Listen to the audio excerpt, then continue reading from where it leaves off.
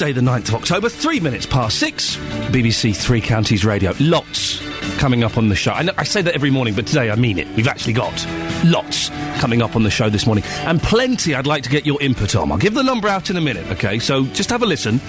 If anything grabs your fancy, give us a call. The burglary laws are set to change. The thing is, if you don't secure your home, isn't it your fault if you get burgled? The Three Counties is to get another food bank. I'll reveal where in the next half an hour. And a Bedford couple buy a cannabis plant at a car boot sale. Yeah, a cannabis plant at a car boot sale. What's the most unusual item you found at a car boot sale, a junk shop, a charity shop, online? The way to get in touch, you can email 3cr@bbc.co.uk. You can text 81333, starting your text 3CR, that's better, yes. Or give us a call, 08459 455 555. BBC Three Counties Radio.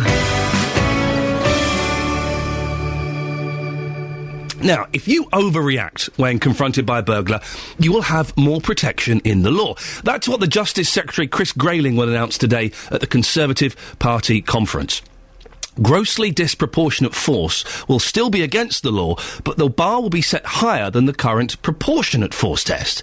Confused? I know I am. Well, BBC reporter Gavin Lee is following this story. Good morning, Gavin. Morning, Ian. What exactly is going to be announced today? Well, we were briefed late last night about this by Chris Grayling's people, as they call him, and this is how they put it. That sounds very menacing, Chris Grayling's people. Yeah, and plus he comes with the reputation and that whole baggage of being this tough-talking, the reinforcer. Well, this is about the whole idea that the home is our castle, and this new law is about fitting with that. And we were told last night that if you're in the scenario where it's 3:30 in the morning, you're in bed with your pyjamas on, and somebody is in your room, you see them, they look like they're stealing your telly, what do you do? Now, if they could have a knife, they could have some kind of weapon, and is it legitimate to whack them over the head with a frying pan? Is it in some way okay if you injure them in order to prevent that burglary continuing? And this is about extending the current law, because at the moment, under the Criminal and Justice and Immigration Act 2008, you can use reasonable force to protect yourself. Now, what is reasonable force? It's such a grey area. It's down to the judge's discretion.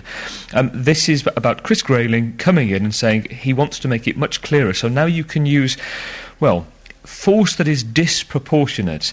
So if something happens that you act in anger, that effectively the law is on your side, that you are the victim, and it's less on the side of the burglar. And I think that's what it's intended to stop. In the cold light of day, you could use disproportionate force. Now, again, it's still slightly... That's still quite vague, isn't it, Gavin? That's... Yeah, you said it right at the start. You cannot use grossly disproportionate force. I think the idea is it shifts the emphasis slightly, so that if a judge is sat looking at the scenario and looks at the example that was given by Chris Grayling's people, which was the frying pan attack, then is that legitimate? And again, they weigh up the circumstances, but I think it just puts it slightly more on your side. And at the moment, if you do use what's considered disproportionate force, you could well end up in prison. And there have been many cases dating back to Tony Martin. So I think it's slightly less vague than it was, and we're told that Chris Grayling has wanted to bring this sort of law in for a while. Do Chris Grayling's people live in a 70s sitcom? You can whack them over the head with a frying pan.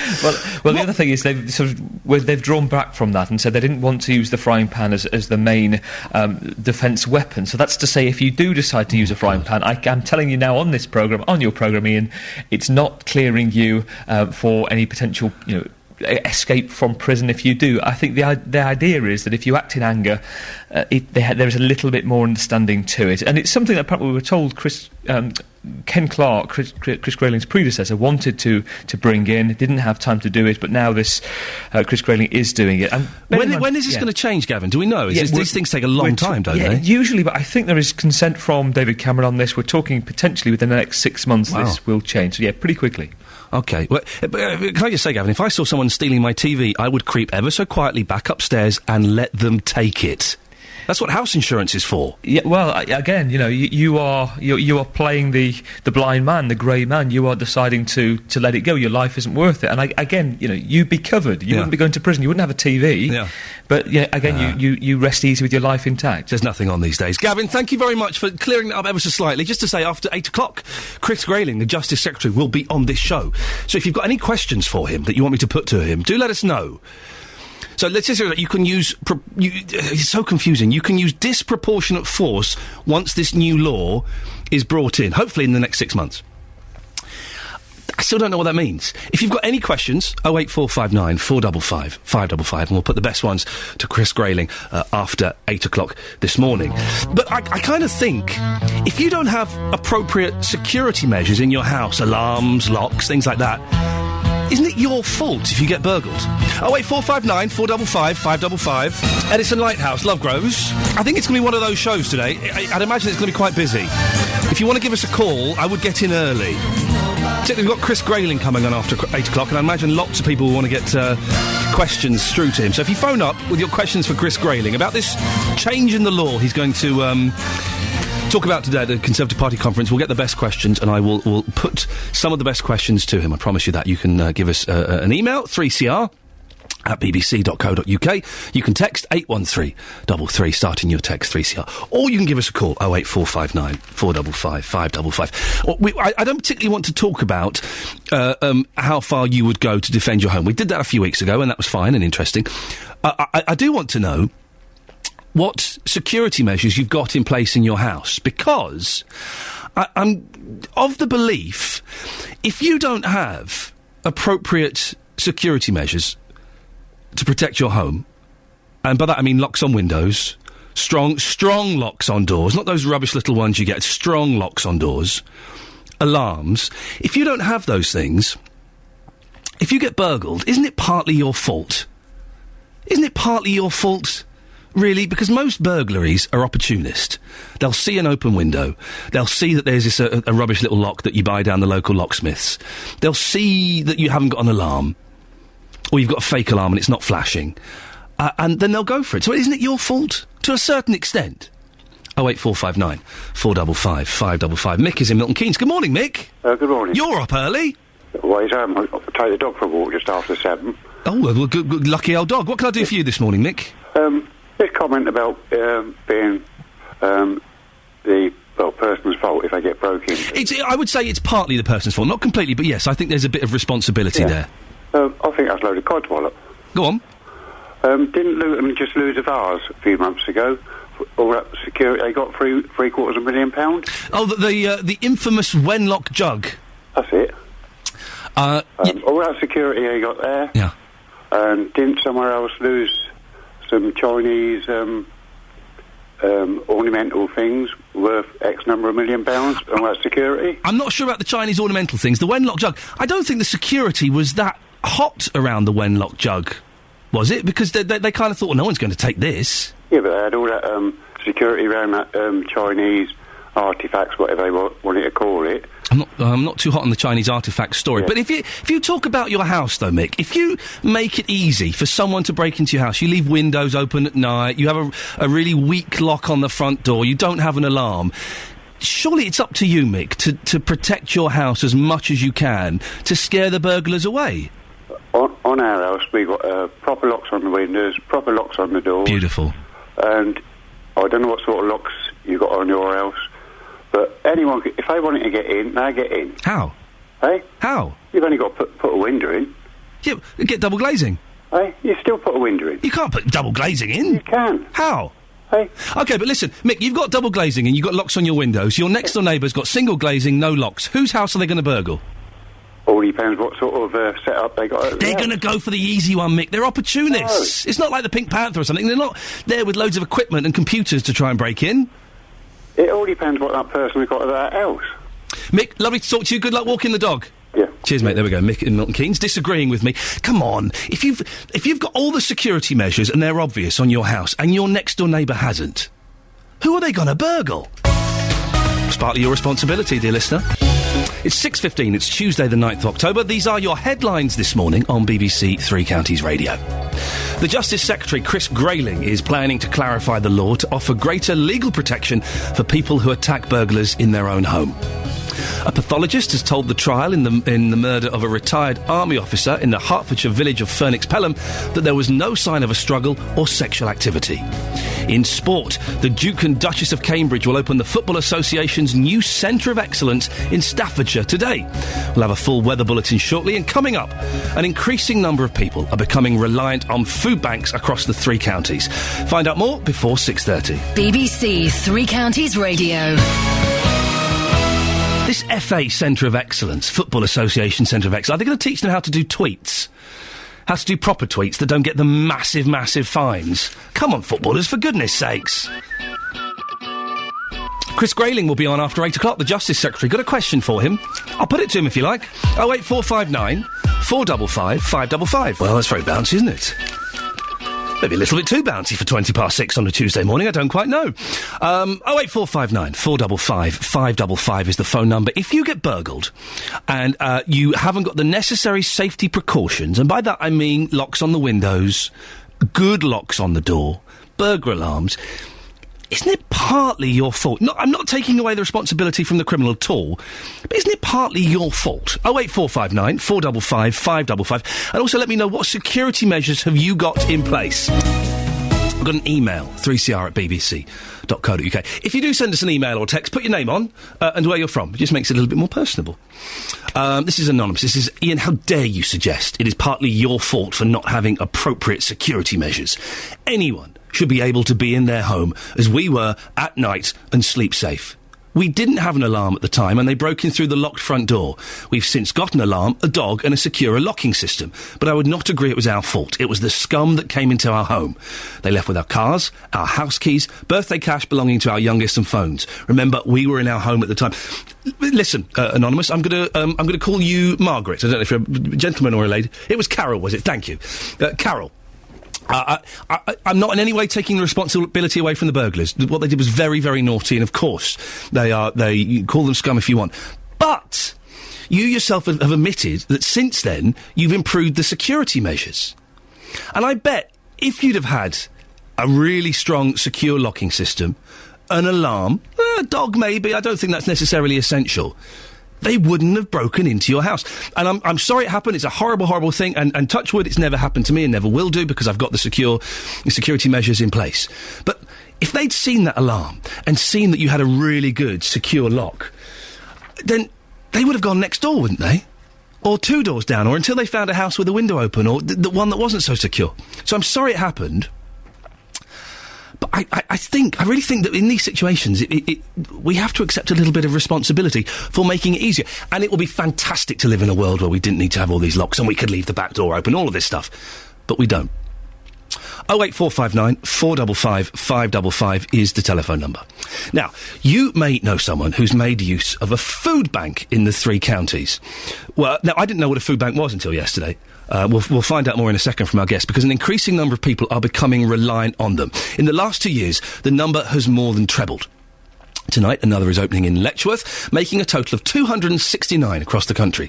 Well, Food Bank Network Director for the Trussell Trust is Adrian Curtis. Good morning, Adrian. Morning. I'm embarrassed to admit I didn't know what a food bank was yesterday. For those people listening who don't know, can you just very briefly explain what it is and what it does? Yeah, sure. Well, we collect tinned and dried food from members of the public, from charities, from churches and schools in an area, and that food is given to people in a short-term crisis. So if someone suffered a sudden drop to their income, a change to their personal circumstances, such that they're suddenly unable to be able to go to the supermarket and buy food for themselves, then frontline care professionals in the community, like social workers and health visitors, hold emergency food vouchers for us, which they can release to that individual or to that family, and they bring that food voucher along to a food bank where we exchange it for 3 days' worth of nutritionally balanced tinned and dried food that's been donated by local people in that same community. It sounds like a pretty good deal. So not everyone can just walk in and go, excuse me, I'm a little bit hungry. You need to be recommended by a social worker. You need to get these vouchers. Yes. I mean, if someone just walked into our food bank centre, we wouldn't know if they're in a genuine crisis or not. Yeah. And it's important that by working with frontline care professionals and people in the community who hold these emergency food vouchers, we can make sure that the cause of their crisis is being addressed.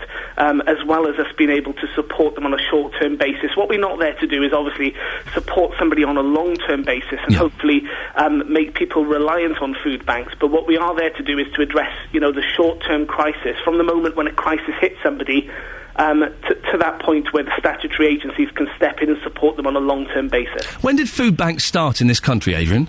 Well, it started in Salisbury back in the year 2000. Right. That was the first food bank that started, and many people wouldn't expect a food bank to have started in a city like Salisbury.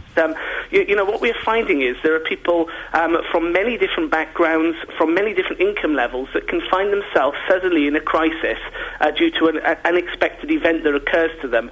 So that could be somebody on a relatively decent income through to people who are dependent on welfare payments for their income. And so there's 270 now in the space of 12 years. That's quite an explosion, isn't it? Are you seeing more and more people needing food banks? Yeah, well, we're seeing more food banks opening, and we're seeing the clients that are visiting food banks increasing as well. That's due to lots of different reasons, really. It's very hard to analyse. I mean, I think the economic situation has obviously made it more likely that people could find themselves in a crisis, especially as food prices are rising and utility payments are rising. People's disposable income is squeezed, so they're more likely to find themselves in a crisis if something happens to their income. However, we're also seeing that I think people's perception of poverty in the UK and in their local communities and awareness of these kind of issues is rising as well. So people are very interested in developing food banks in their local communities, and the Trussell Trust food bank network that's sprung up around the UK offers a sustainable model for communities to develop a food bank. Finally, Adrian, I've heard the argument elsewhere that poverty doesn't exist in this country. There's no such thing as poverty in this country. You disagree with that, would you?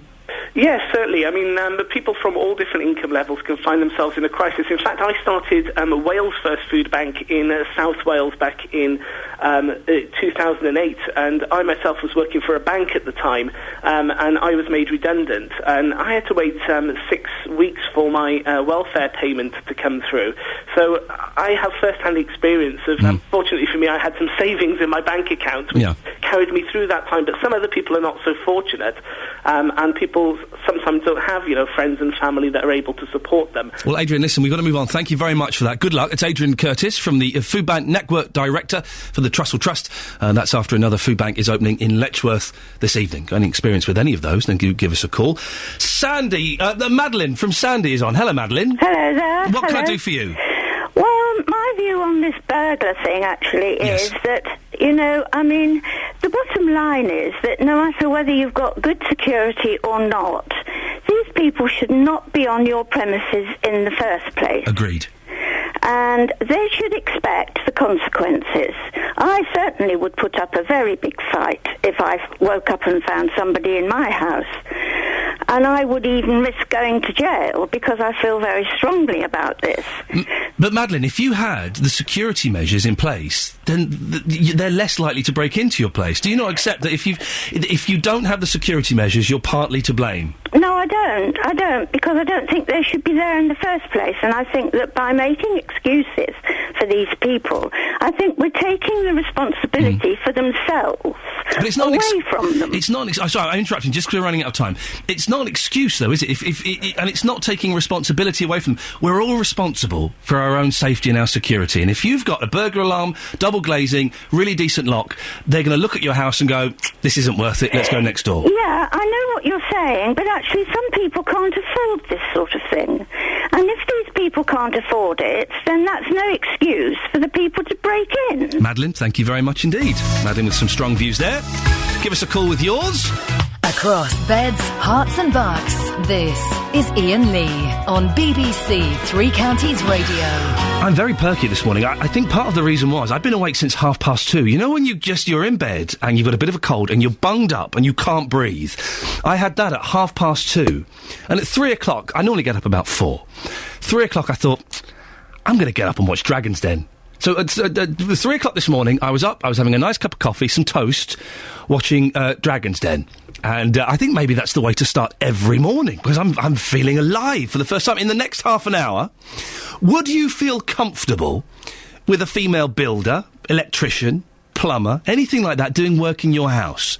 I once had the opportunity to hire a company of female decorators, and for no reason whatsoever, they were excellent, they gave an excellent quote, but part of me just thought, I'm not so sure, and I went with blokes. And I don't know why. Would you feel the same? 08459 455 555. If you don't have security measures in place in your home, you are partly responsible if people break into your house. 08459 455 555. And coming up in the next 15, 20 minutes or so, Justin Dealey is somewhere in Milton Keynes. I can't reveal where at the moment, but keep listening, and I'll tell you in a few minutes. He's following up something. Should be very interesting. 08459 455 555. Tom Jones, Stereophonics. I shouldn't like that song, but I do like that song. I shouldn't. I'm not a fan of the Stereophonics or Tom Jones. But together, they make magic.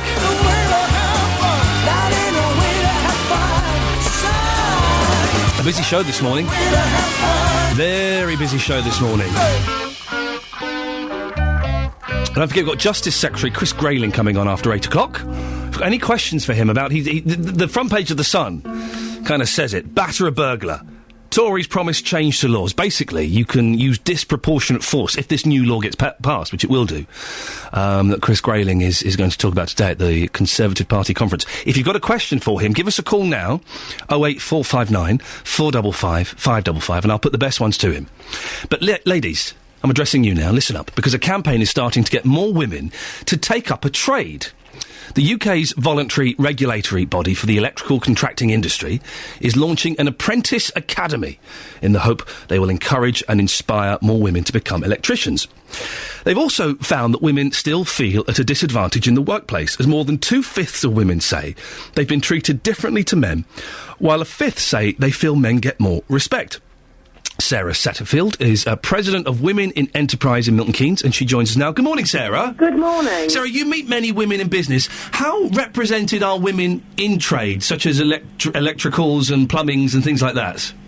Well, I suspect not as much as they would like to be. Although it's fair to say, Milton Keynes does have a couple of vans that drive around that are very clearly women plumbers and women electricians, because they've taken the opportunity to very much promote the fact that they are of the female gender. I know whenever I've called out a plumber or an electrician, and I've had to call out many of them because I can't do anything, it's always blokes. It's always blokes. Yeah, I think predominantly within those trades it typically has been and probably still is. And the only time, and I'm going to admit this, Sarah, and I'm not proud of it, but it happened. About 8 years ago, I was looking to get my flat decorated, and we had 4 companies come round and give us a quote, and one of them was a women's decorator, so it was a team of women, and the lady came round and gave us a quote, and she was lovely, and she had some excellent ideas, and the quote was very competitive, but there was part of me, Sarah, and I don't know why, because, hey, listen, I love everybody and equal opportunities, but part of me thought... I'm not sure about a woman doing this. Is that and it is prejudice, and I'm not proud of it. Is that prejudice quite prevalent, do you think? I think it's about attitude. It isn't necessarily a prejudice. It's always been a man who comes round and does your plumbing or does your electrical work or does your decorating. And therefore, oh gosh, that's a bit different. Why would you have a woman? But how many women decorate their own homes? Yeah. Oh, they can do it totally. Of course they can paint and put up wallpaper and do all those things. But there was just a little thing in my head, and I would imagine if it's happened to me, it's probably happened to a lot of other people. I just thought, I think I might just go with the bloke on this one. I'm guessing that the women electricians and plumbers, they often meet this kind of attitude, or am I being completely wrong and completely Neanderthal? No, I'm sure they do, and because I've spoken to your researchers this evening in preparation for this unearthly hour... Oh, well done. Yes, I know it is ridiculous, isn't it? Yes, unearthly hour this morning. It's not something that particularly I had come across in my career, but I did have a long conversation with fellow female colleagues of, has there been an issue for you in the past? And we're talking about people who are HR directors, accountants, lawyers, women who run their own business. And I was absolutely staggered at some of the stories that they have to tell of the prejudice that's been shown to them in the past. I would say predominantly they're stories that go back to the 90s, but I also asked what their opinion is as to how they want to be treated today. And what was really clear is that women are not asking for special treatment if they are the right person for the job, then they are the person that should get the job, as opposed to, we need to have our token female on the board, or we don't have quite the right gender balance, we need to put more women in. And I think the other side of the coin, of course, is that women need to be far better at promoting their own self-worth and the ability to negotiate what they're worth rather than just taking what they get. But I do think we have made great strides. The fact that this is something that is being talked about and actively dealt with is good. But let's not run away with the idea that we should have more women electricians just because we have more women electricians. If there are more women who would like to go into that vocation, great. Do you think that when the women are kind of put off becoming apprentices and entering those vocations because they are generally just filled with leery blokes, aren't they? I think, again, it's another coin of two sides. If you feel you are quite happy to be in a male-dominated environment and push for what you want and push forward for you, then go for it. If your attitude is that would make you feel uncomfortable, then maybe it's not the most sensible thing to do. So we just had a text, Sarah, and I think this kind of maybe sums up the attitude of some of the people. This is from a woman. This is from Ree. My boyfriend says he'd be okay with having a woman builder in the house as long as she wolf-whistled at him, showed her her builder's bum, and took her top off if she got hot. Now, that's not particularly helpful, is it? No, but it's said in a jostling manner, and we girls do like to say, I'm quite happy to get a taxi as long as the driver's got rippling biceps. So I think we both now are in a world where we do that. Hey, Sarah, listen, I'm not a piece of meat. I'm a human being, all right? I've got feelings too, for goodness sakes. How do women set up... Because quite often you'll find that there are companies that are just women. Is that common in Milton Keynes? No, not right. Particularly, and even the Women in Enterprise that I am president of is not a women-exclusive networking group, because many years ago we sat down and recognised the value that there is of doing business with anybody, no matter what their gender is. So we've retained the name, but we are no longer just a women-only organisation. Business is business. It's not about your sex. It's about your ability to do what you say you can do. I think you're absolutely right. Sarah, thank you so much for getting up at this ungodly hour. Are you back to bed now, or are you off for the day? You're so not wrong, I'm going back to bed. I hadn't appreciated there were 2 sixes in 24 hours. Isn't it horrible? I know. It's not nice. It's Sarah, not nice. Lovely to talk to you. Thank you very much. You're welcome. Sarah Setterfield, President of Women in Enterprise, Milton Keynes. Talking a lot of sense, I think, that, it's equal opportunities. Not they want extra rights, special rights, equal opportunities. And I'm very excited about this. Later on in the programme, speaking to Dragon's Den, the dragon herself, Hilary Devey, who I think is fantastic. I love the Dragon's Den. How opportunistic that I watched it this morning, not knowing she was going to be on the show. There we go. So she'll be on later on in the programme. We're talking about burglary. The laws are going to be toughened on what you can do to an intruder in your house. I kind of think that if you haven't got the necessary security measures in place, you're a little bit responsible. David in Luton has emailed him. Ian, you said that having good security makes it less likely you'll be burgled. You are still likely, which you are, even if it is a reduced risk. Good systems do not deter thieves if they think it is worth it. The burglar in that circumstances is more likely to be violent and use weapons and enter via means that negates the security measures in the first place. I fully support a greater emphasis on home protection from the owner. It does make you less likely. Listen, you're never going to completely make your house 100% safe. Never. But it makes it less likely. They see you've got a decent lock, locks on the windows, double glazing and a burglar alarm. They're going to look at your house and go, nah, let's do number 62 instead. Aren't they? Good morning, it's 6:45. It's Tuesday, the 9th of October. These are your headlines this morning on BBC Three Counties Radio. The Justice Secretary, who'll be on this show after 8 o'clock, Chris Grayling, is planning to clarify the law to offer greater legal protection for people who attack burglars in their home. A food bank will open in Letchworth tonight. It's one of over 200 launched by the Trussell Trust charity in the last 2 years. In sport, the International Cricket Council has launched an urgent investigation after India TV alleged 6 match officials were willing to fix games ahead of the World 2020 Cup. Your weather for Beds, Herts and Bucks, mist or fog. It will thin out to give us a cloudy day with sunny spells. Top temperatures 14 degrees. Coming up, Our reporter, Justin Dealey, is somewhere top secret in Milton Keynes. I've not been able to tell you why so far, but keep listening and I'll reveal why in a few minutes. BBC Three Counties Radio. 08459 455 555 is the telephone number. Keep listening. We'll find out where Justin Dealey is after Paloma Faith. Paloma Faith, Never Tear Us Apart. That's in excess, isn't it? That's an INXS song, I think. I like that, it's nice. Good morning, this is Iain Lee on BBC Three Counties Radio. It's exactly 10 minutes to 7 on a Tuesday. I know. Now, this is interesting. We've been watching this from a distance. Last month, I told you about the abortion protests taking place outside abortion clinics across the country. Andy Burton organised the protest outside the British Pregnancy Advice Service clinic in Milton Keynes. He joined me in the studio the day it started. I'm holding it specifically in Milton Keynes because we've got a big issue with A, apathy, and B, the number of children that are dying in Milton Keynes. The latest figures from the Department of Health suggest that it's 1,018 children that died in 2010. That's our latest figure. So just to clarify for some people who may be confused, these are fetuses that have been aborted. These are unborn children that are aborted. 1,018 is the latest statistic in Milton Keynes alone. And as we know, the whole of the UK, it's 600 abortions take place per day. There's a great problem in Milton Keynes. We've got 120 churches surrounding that abortion clinic, and the amount of apathy it's tangible, and I feel called by God to break the harmony that's existed for those years that the clinic's been there in the centre at Acorn House, surrounded by those 120 churches. I'm calling on the body of Christ. Surely there's at least a few people in each congregation that can loves Christ as much as I do to join us. Well, that morning I also spoke to Claire Murphy from BPAS. Women make the decision to end a pregnancy because it is the right thing for them and their families at that time in their life. They don't do it because they have no conscience. They do it because they think it is the right thing for them and their families at that time in their life.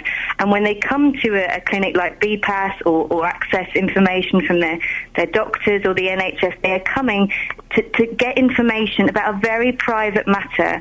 And to have to walk past, even if it's just a handful of people waving their banners and sometimes pushing plastic fetuses into their hands, it just makes what for some women is already a difficult day that much more difficult. I cannot see how it is moral for a group of people who profess to want to help women to basically stand there and make their lives more difficult. I think the majority of these people, and all the polls show this, that women do need the ability to make a decision about an unwanted pregnancy or pregnancy they can no longer carry to term, that is the marker of a compassionate society, not standing outside abortion clinics haranguing women. Well, Andy told us that the protest is going to happen 24 hours a day for 40 days.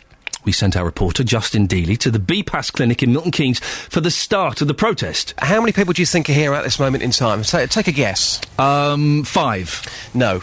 2 people. Oh. And I had to really struggle to find these people as well because there's absolutely no banners, no leaflets whatsoever. Yes, I know it's early in the morning. So there's 2 of them here. We've got Teresa Bryan and also Bernadette Cassidy. Just going to have a very quick chat now with Bernadette. How long have you been here for this morning? Since 6:30. There will be others later here with banners, so it will be obvious why we're here. OK, well, there we go. So that was what happened. At the end of that show, the 2 protesters had gone.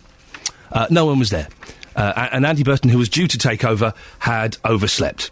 Well, 14 days after the start of the protest, and I have sent Justin Dealey back there to find out how the protest is going. Justin? Hello, Ian. You're outside, you're there? I'm outside, yes, outside the BPAS clinic here, Midsummer Boulevard in Milton Keynes. You rightly mentioned there, Ian, that when we last came here, there were 2 protesters here, but towards the end of that protest, there was nobody here because Andy Burton had overslept. This campaign is called 40 Days for Life, so the idea is it's 40 days back-to-back in terms of protesting. 24 hours a day? Yes, 40 days, and that's 24 hours a day as well. And where are we now? I think it's day 14? I believe so. I'm standing outside the clinic right now, and I can tell you there is not one person here.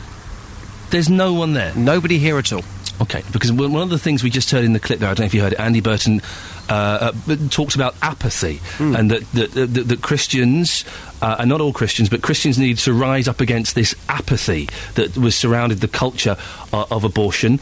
And you're saying that, where are we now? 5 minutes to 7. Yep. On a Tuesday morning, there is no one there. Nobody here at all. I have to say, it doesn't surprise me, because obviously the first morning of their protest, it turns out there was nobody here for quite some time. Then further protesters turned up later in the day. I don't quite know what's happened with this protest. Have they given up on this protest? I think the best thing for us to do this morning, Ian, is try and make contact with Andy Burson. You heard some strong views from him Yes. saying, yes, this is 100% the right thing to do.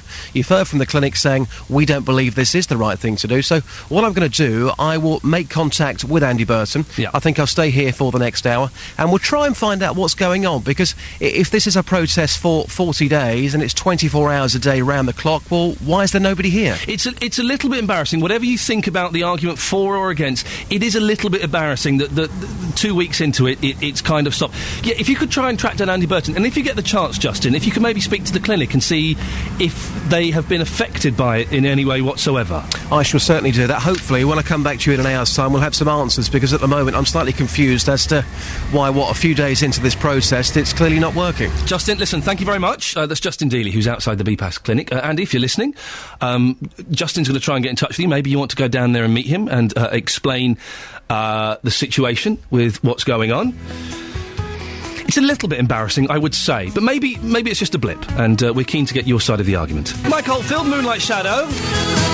Where have you been for the last hour if you've just tuned in? It's been a cracking start to the show. Plenty more to come as well. 08459 455 555 is the telephone number. I'll do a little recap after 7, so stick with us for a few minutes. Plenty more to come, including, if you don't protect your home, isn't it your fault if you get burgled? Here's the news with Catherine Boyle.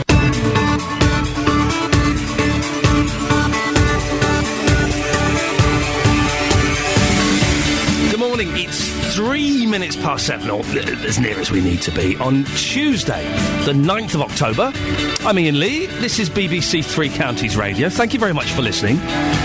Plenty to talk about, and plenty that you can share your opinion and your stories on, so I'll give out the contact details in a second. Get a pen and paper. Pen and paper. Does anyone write anything on pen and paper these days? I don't think so. I saw someone using a pencil yesterday. I know, a pencil. It was like it was the 1980s or something. Some of the things we're talking about in the next hour.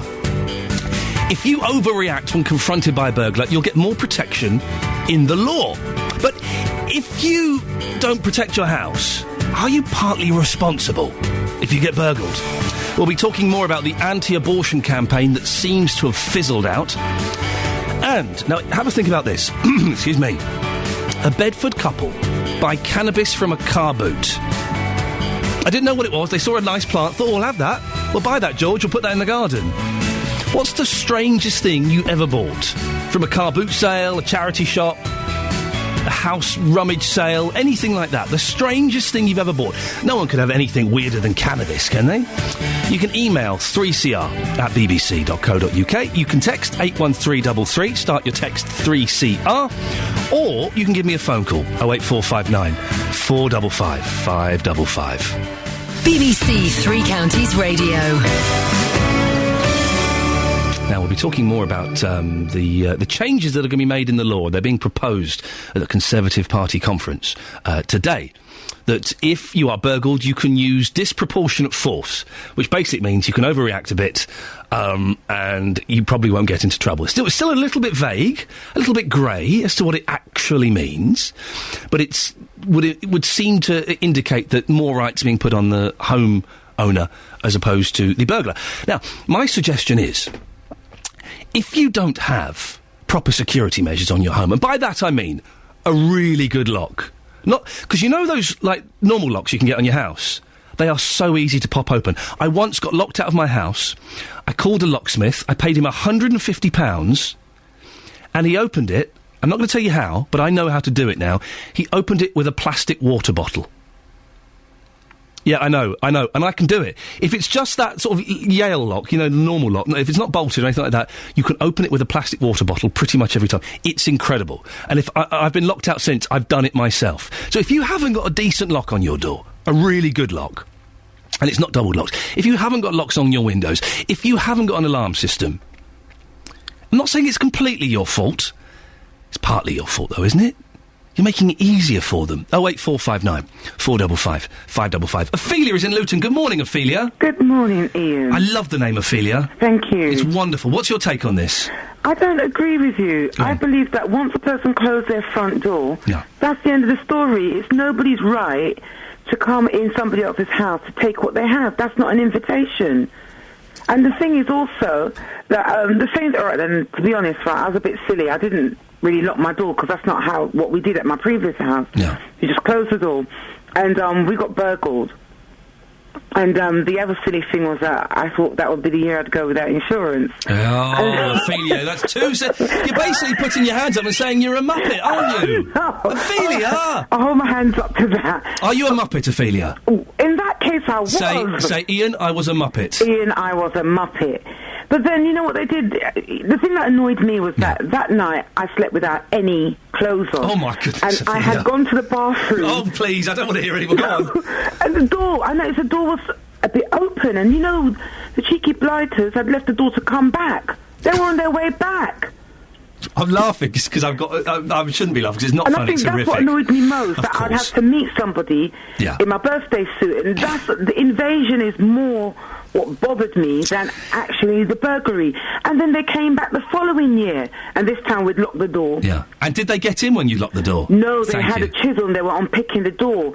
And that night I was studying late, and I thought, because I was studying late, I started to hear things. Yeah. And when we opened the door, parts of the door crumbled in our hands. Yeah.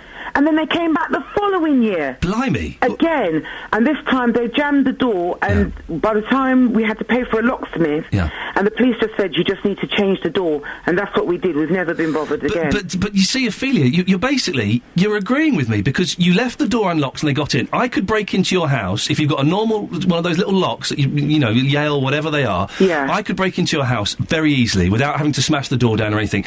Once you put the locks in, they couldn't come and see you in your birthday suit. No, but we did. After that, we put the locks in. They still kept on coming back. They tried, but they couldn't get in, could they? No, they didn't. No. Exactly. But can I just say, affording every year, I would like to say, for a burglary alarm, it's not affordable. And some people live in rented accommodation. Some people live in tower blocks.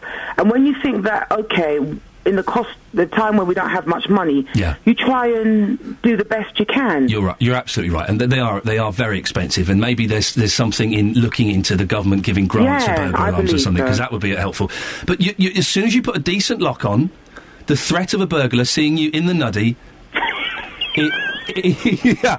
that threat was taken away. Yes, it was. Ophelia, I have to ask you. Yeah. Are you in your birthday suit now? Not at all. I'm ready. I'm working at my computer to log off soon to go to work. Do you always sleep in your birthday suit? You know, it was the one-off. The one-off. I can't do it. I need to have... I wear pyjamas. I wear my Jimmy Jams. I need to have something on. I can't sleep naked. I feel uncomfortable. I wasn't feeling well and I was developing a temperature that night. Yeah, so you stripped off. I did. Yeah. Unbelievable. Ophelia, thank you very much. Take care. And you. Take care. Bye-bye. 08459 455 555. Apologies for anyone offended by the image of Ophelia in her birthday suit. I found it rather pleasing. But the point is, she kind of agreed with me, didn't she? That once she got the locks on, they couldn't get in. Helen has texted in, Ian, I'm an OAP, I can't afford alarms as I only have a pension. You're right, they're very expensive. Very expensive. And another Ian in where we're now making ourselves prisoners in our own homes while the villains run free. Longer and tougher sentences and no luxuries will be better. Yeah, longer and tougher sentences. I'm not so sure about the luxuries. But having bolts and locks on your windows and your doors doesn't make you a prisoner in your own home. It just makes you more secure, doesn't it? That's all it is. It makes you more secure. Well, we're talking about this, if you just tuned in, because the laws are going to be changed. If you overreact when confronted by a burglar, you will now have more protection in the law. That's what the Justice Secretary, Chris Grayling, will announce later today at the Conservative Party conference. He's going to be on this show after 8 o'clock, by the way. Grossly disproportionate force will still be against the law, but the bar will be set higher than the current proportionate force test. Confused? Yeah, I am. Well, Jeremy Dean is a criminal defence lawyer, joins me now. Good morning, Jeremy. Good morning. Does this really clear things up, or does it just take the confusion somewhere else? Well, I have to say at this moment in time, it's definitely the latter. Obviously, we'll have to wait and see precisely how the proposal is spelt out, but from what I've seen of it so far, I have to be frank and say that it reads to me both in a confusing and potentially quite dangerous manner. The front page of The Sun is batter a burglar, so that's how they've interpreted it. Well, that's exactly why, on the face of it, the proposal is a dangerous one. I can quite see how people might feel that, on a superficial reading, that this proposal is attractive, because obviously all of us are very keen that people are given maximum protection in their own homes. But, if the message that is being sent out is batter a burglar, then, it doesn't take a second's reflection to see just how risky this proposal is in reality. Now, Jeremy, you've obviously not seen the full report, and it's going to come out properly today in his speech. But, very briefly, can you just explain what the law is now? Yes, I mean, the law now is pretty clear, and it is that each of us is entitled to use reasonable force to protect ourselves and our property. And, if a case comes to court, then that's exactly what the jury have to ask themselves. Did the householder use reasonable force? The test that Mr. Grayling seems to be proposing is a much more complicated one, which is, whether even if the householder overreacts, a jury can sort of put themselves back in the position of a householder at the time and kind of try and reassess the situation. That's going to be a very difficult one for a jury to carry out, sort of trying to work backwards with the benefit of hindsight. The defining bit here that is causing the confusion for me is that they will be allowed to use disproportionate, but they can't use grossly disproportionate. Well, that doesn't mean anything, does it? It certainly doesn't mean anything to me. As I say, I think in fairness, we've got to wait and see how the proposal is spelt out today. But, on the face of it, I totally agree with you. For a jury to have to grapple with proportionate, grossly disproportionate, is not going to be straightforward. But I think the bottom line is, and I think you've sort of vividly encapsulated the problem, that people are going to wake up this morning and the people of this country are going to find that the government are going to sanction batter a burglar, then we're on a very rocky road indeed. Jeremy, I've been kind of putting forward the theory this morning that I genuinely believe that if you don't have the security measures in place, like alarms, they're expensive, but we can all afford decent locks and locks on windows. We're partly responsible if we get broken into, aren't we? Not to in any way deflect the responsibility of the burglar, but if we're not doing everything we can to protect our homes, we're a little bit responsible, aren't we? Yes, I think that's absolutely right. I think most people do everything possible to protect their homes. I think in fairness that, it's very difficult to sustain an argument that the public ought to be held responsible for the acts of criminals. I quite see where you're coming from, but the bottom line is there are some very unpleasant criminals roaming around. My own view is that the reasonable force test, which exists at the moment, is the right test, because however much of a threat there is to property, the bottom line is that in a civilized society, violence should not be sanctioned other than in the most draconian of circumstances. And the reasonable force test, which we have at the moment, does cater for that scenario, and it does seem to me that the proposal that's going to be announced this morning is one which is going to give rise not just to a great deal of confusion, it's going to be very difficult for the courts to administer, and it's going to send out a message which is that, we in this society sanction violence even where perhaps it's not, absolutely necessary. Jeremy, lovely to talk to you. I'm sure we'll speak to you again as this story progresses. That's Jeremy Dean, who's a criminal defence lawyer.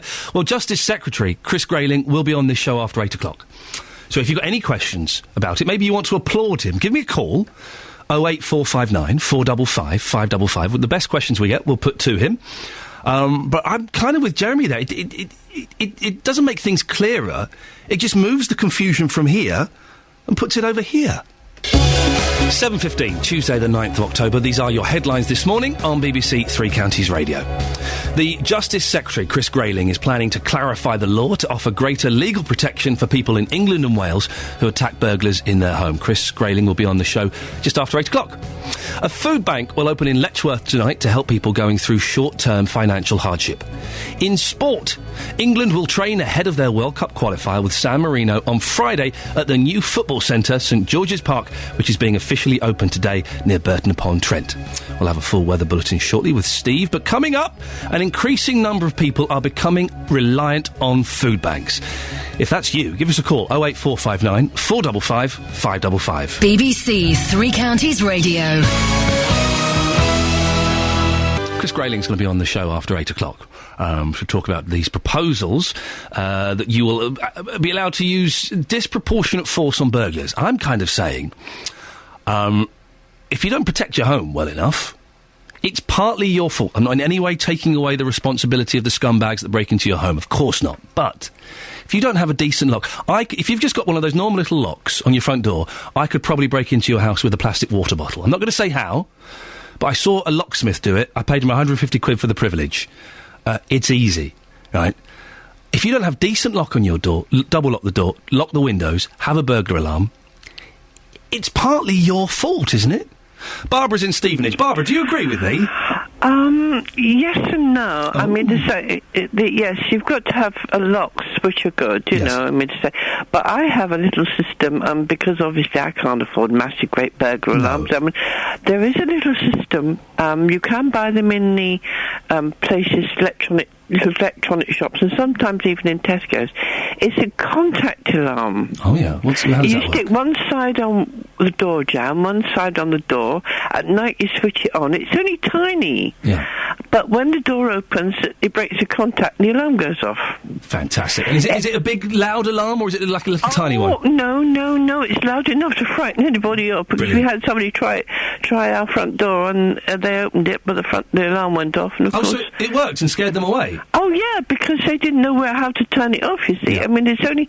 But see, the alarm's actually on the door. And you can do that on windows as well. And so that's all you need, isn't it? Yeah, you can have the whole thing, the whole place alarmed. And they're quite reasonable. Let's put it this way. You're talking about... Well, I mean, it's £10 and you've got a couple of 2 or 3 alarms. Well, everyone could afford a tenner to make their house a bit more secure. Exactly, and it's to say, I go to bed at night, I flip my switches, and occasionally I forget to turn it off when I get the milk in, so the alarm goes off. Well, Barbara, listen, thank Barbara in Stevenage, goes to bed at night, flicks her switches, and she feels safe. Everyone's happy. Philip's from Bletchley. Good morning, Philip. Morning, Ian. I've been installing alarms. Well, I've been installing alarms for about 35 years now. Yeah. And no, they're not expensive. I mean, I go out surveying every night where people have been broken into and they've got 60-inch plasma tallies on the walls, and they can't afford a burglar alarm. I think what that lady was saying, if a professional's going to attempt to get in, you've got to have a professional installed alarm system. But there's no doubt about it. How much are they? Listen, I've got a proper alarm. How much do they cost to install these days? If you start from about $380 plus that, that will give you a British standard system that is insurance approved, police approved. It'll be a good system that's covered for a year, parts and labour, and then you carry on the servicing after that. But it is such a difference in between, with all due respect to the lady before, I could get past that within seconds. There's certain systems out there. You're right, you're right, Philip. But the casual burglar, the chancer, they will probably be put off by an alarm going off somewhere, won't they? They will, and Pete, it's a myth now, Ian, about, alarms keep going off for no reason. I mean, I go out on call-outs at night where systems have gone off, and when you get down to the nitty-gritties, and you look around the premises, someone's hacked the back door down. Yeah. You know what I mean? Someone's genuinely have a go. So I would say to your listeners now, there's 2 things. One is get the crime prevention officer out or the police liaison and let them do a site survey for you. Not recommend any companies, but give you a list of companies in the area that are approved. Philip, because there's a lot of cowboys out there. Would you agree with me that if you don't get these simple safety measures like a decent lock, burglar alarm, you're partly responsible if someone breaks in? I think you are nowadays, yeah. But doing front and back door, one quick thing, when you look at your front door and you see all those locks, that is probably least place that are going to break into. Yeah. So look round at small toilet windows, small areas where they can break into. And it's kids most of the time, I hate to say it. Philip from Bletchley, thank you very much. Excellent advice there. Put your locks on, get some locks. Go out, spend a few quid, get some decent locks on your windows and your doors. Makes sense. I should just point out, dear listener, that after this show at 9 o'clock, the Three Counties Radio doesn't just stop at 9 o'clock. Oh, no. It gets semi-professional, but, you know, it carries on as best as it can with Jonathan Vernon Smith. Semi-professional. Oh, he might be in by now as well. Jonathan Vernon Smith is on at 9 o'clock. It's always a cracking listen. He'll have an argument of the day. I think today he'll be arguing that 40 Towers isn't funny at 9 o'clock. He'll have a cracking guest at 10 and at 11 o'clock. It's my favourite bit of the show, is the consumer hour, when people have small problems, big problems, some as big as your head, and Jonathan and the team sort them out. It's always a cracking listen. Jonathan Vernon Smith, 9 o'clock, weekdays on BBC Three Counties Radio. Now, you may know someone who has made use of a food bank in the Three Counties. Well, an increasing number of people are becoming reliant on them. In the last 2 years, the number has more than trebled. Tonight, another one is opening in Letchworth, making a total of 269 across the country. Food banks collect non-perishable items which they give to those in need, providing they've been referred on by agencies such as social services or Citizens Advice. Our reporter Tony Fisher has been to the food bank in Milton Keynes and spoke to some of the people using it. There are lots of things for you here? There's plenty that will cover me, I think, yes. Yeah, this is your first time, isn't it? Yeah, I've never been up here, never had to, really. It's just, obviously, I was sort of unfortunate, I had my money stolen, so this is like, I'm in urgent need of food, because obviously I've got no money to provide for my little girl. So, yeah, I just need stuff like this. How did your money get stolen? Someone stole my bank card, unfortunately. I managed to get a replacement. Obviously, my money that was supposed to have gone in on, you know, the week that I was supposed to get paid, unfortunately, I went to the bank and I £29 overdrawn, which I shouldn't have been. Tell me, what's your name? I'm Thomas. Thomas, and this is your first time at the food bank? Yeah, it's my first time. So what are you going to get today? Well, I'm not sure. I've not seen what they've got. I think there's like bits of bread, bits of milk, just my basic essentials, which I can't afford at the minute. Yeah. Where are you staying, or what's your situation? Well, I've recently moved into a shared house in Connyborough, but because of my debt, so I'm having to pay my rent and then left with no money. So I can't really afford to buy much food at the minute. What's your name? It's Kieran Perry. Okay, Kieran. Yeah. And what are you doing here? Basically, I'm collecting a food parcel for a family we're working with. It's a family with six children. And because you're working for a charity, are you? I am, yeah. It's Action for Children I work for. So you yourself are not in desperate need, but you're... No. Okay. Obviously, the family we work for, there's 6 children at the moment are homeless and staying in a friend's house. So obviously they're kind of like struggling for food. So, I mean, the food bank is fantastic to come and get the food, and... You know, they've got 4 younger kids, so this type of stuff's brilliant. You know, it's absolutely fantastic. I live in a hostel, and of course, I was made homeless last year, and of course, I'm living by myself in a hostel, and finally to get my own place. But of course, I have tried sorting out my benefits now, so that's why I'm here to collect some food. So how important is the food bank to you? That it actually helps like teenagers and adults to survive on food. And you have to bring a voucher along, don't you? Yeah. You've just handed in a voucher there. Yeah. And where did you get the voucher from? I got it from my hostel, St Christopher's, Blackheath Crescent. So they hand you a voucher so that literally they can vouch for you here at the food bank, and that you're not just anyone and you really need the food. Yeah. That's our reporter Tony Fisher there at a food bank in Milton Keynes, and there's a new one opening up in Letchworth. Got some texts on burglaries. There's a phone in the studio. I keep knocking off. It keeps creating an irritating beeping noise. Anne in St Albans says, if a burglar broke into my house and saw me in the nude, they would never return. Oh, Anne! Don't be so harsh on yourself. We're all beautiful. Some more beautiful than others, but we're all God's creations. A 5-bolt lock and a big dog works for me. When someone breaks in, you are scared and not in a reasonable frame of mind. I think any new legislation is only taking this into more account than at present. You are not inviting them inside by failing to live in Fort Knox. If they get in, they deserve whatever they get. Well, but you've said yourself you've got a big lock. and a big dog.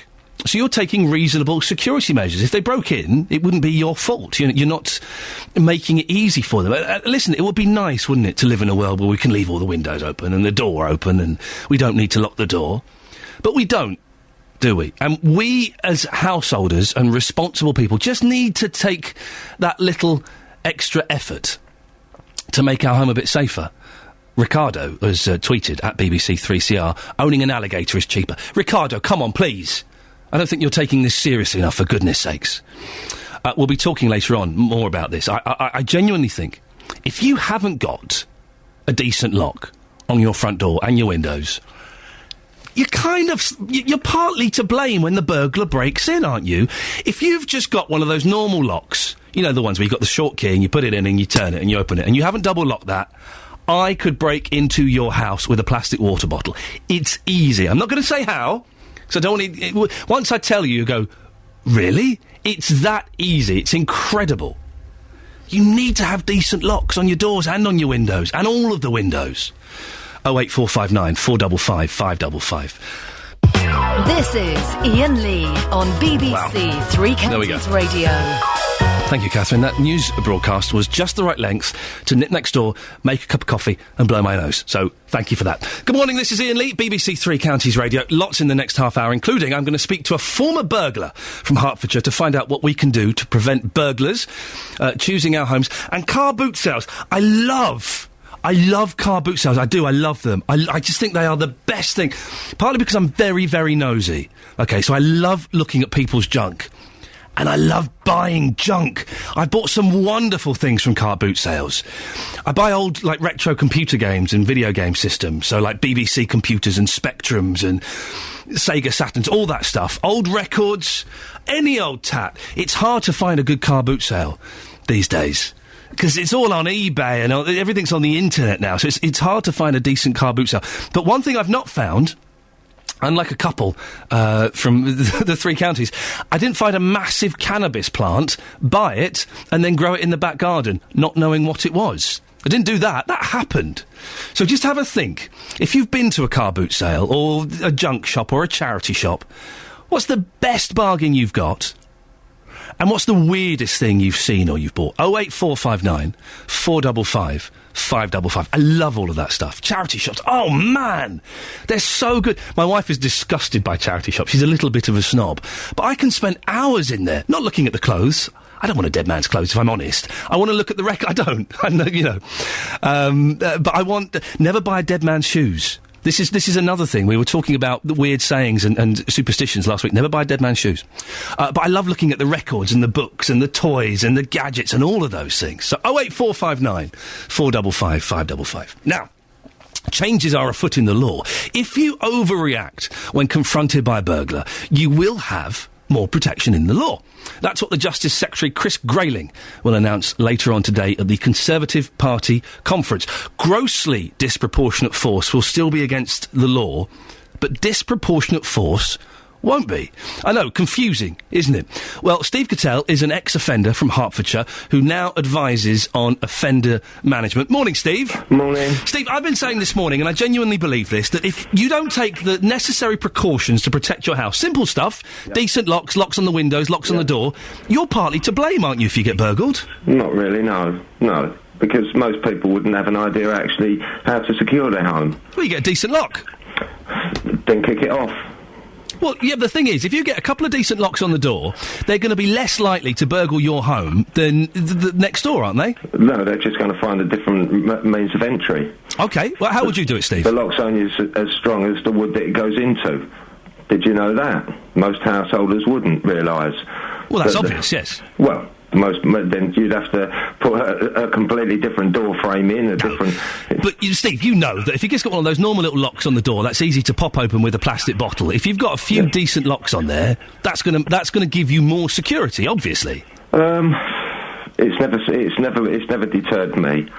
I have to say, and I'm going to be quite honest, because I'm always honest, because if you don't bring honesty, then you're not going to be able to solve the problem. I think in my whole life of burglary, since I was the age of 10, I've only found one door that my size 11s actually stopped me from opening. So have you ever kicked open a door at 2 o'clock in the morning? Yes. Really? Yes. What happened? The people were actually still in bed fast asleep. Yeah. I was absolutely astounded that the whole door came in, actually off its hinges, smashed glass and everything into the passage of the thing, which frightened me more. And I ran away, stood there, waited. Nobody next door came out. It was in a block of flats on the balcony. Yeah. Gave myself plenty of time. Went in and opened the bedroom door, and 2 people were fast asleep in bed. Wow. We'll go on to the safety tips in a minute, but I am fascinated, Steve. How long did your career as a burglar last? Started when I was 9. And it ended about 13 years ago, and I'm 55. Why did it end? What was the point you kind of had enough? Because I came up against a Crown Court judge that had a brain inside his head. Yeah. And he actually said putting you back into prison was no deterrent. He obviously knew that the powers that he had was very limited in the sentence he could give me. I'd been given them all before, they had not worked, so he actually advised that I went off and see a criminal psychologist and tried to deal with the acts of why I committed burglary. Isn't that interesting? For me, it worked. And what can I ask? And don't have to answer if you don't want to. But what were the reasons you were doing it? What did the psychologist find? Basically, it goes back to the core part of the problem, and it was a childhood thing that happened to me, and I went out there and started to punish other people, and gave me a release for just like basically people to get all kinds of things happen at an early age. They self-harm, they bedwet, they go out and take drugs, they get into behavioural problems. I was one of them children. Hey, listen, Steve, if Chris Grayling gets his way, the Justice Secretary, if you'd have kicked that door in, those people would have been in the right to use disproportionate force. Yeah,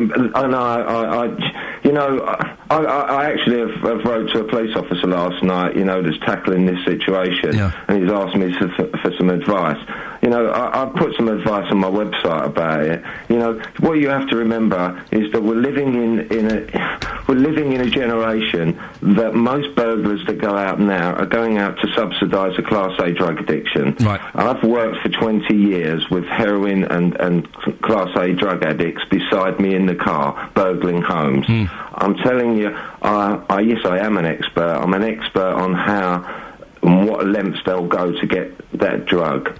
And my advice is that they will go to any lengths to get it. And if the householder tries to prevent these people from getting out of their premises, they will put up one hell of a fight to get that Class A drug.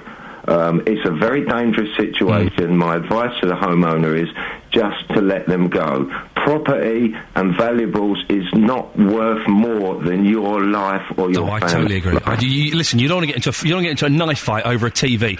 Steve, listen, can you give us your 3 top tips for making your home a bit more secure? Yeah, put a burglar alarm on. Yep. Make sure that you leave something that a person that goes to your door and knocks on your door can listen and hear, radio, etc. Always keep a light on that somebody outside can see. I know this is going to be stupid, and most people would think it was absolutely, totally madness, but on my website I actually have put that when I go out in the summer, when it's a very hot day, I actually do leave one of my windows open, which most people would think that's crazy. Well, but anyone can get in then, Steve. How does that work? Of course they could. But if it's 84 degrees outside and you walk past the house and all of the windows were shut, what would be your first thought? Yeah, there's no one in there. You're good. Oh, no. You're exactly. good. Exactly that. So I leave it open with the music on. Then people just would not knock. They'd go on. They'd only search for it, if them windows were shut. When you're actually on a hot day, elderly people normally are out in their front garden weeding, doing their plants. Don't leave that door open. Yep. Somebody will talk to you while the other person actually gets into your premises and burgles it. Steve, listen, thank you very much. Steve Cattell, ex-offender from Hertfordshire. He now advises on offender management. That was fascinating. I've said this before, I broke into someone's house once for a TV show. You know that Real Hustle thing they do? I was on that. And we conned our way into a girl's house. I distracted the lady upstairs. We pretended we were from the water board. We were wearing fluorescent jackets. Never trust anyone in a fluorescent jacket. We pretended we were from the water board. I took her upstairs, got the taps running, while the two lads from the TV show nicked her Xbox, her computer, her laptop, her iPod, all of that stuff. And then we scarpered. It's dead easy. You've got to be so careful. 08459 455 555. Thank you, Steve. That was absolutely fascinating. Got a couple of texts on security. Ian, no need to buy an alarm. Just paint a biscuit tin and attach it to the top of the house. It will deter most chances, says Alf. Alf's got a solution that he found in Whizzer and Chips, I believe. And Richard in Flitwick says, crime prevention is only for the rich.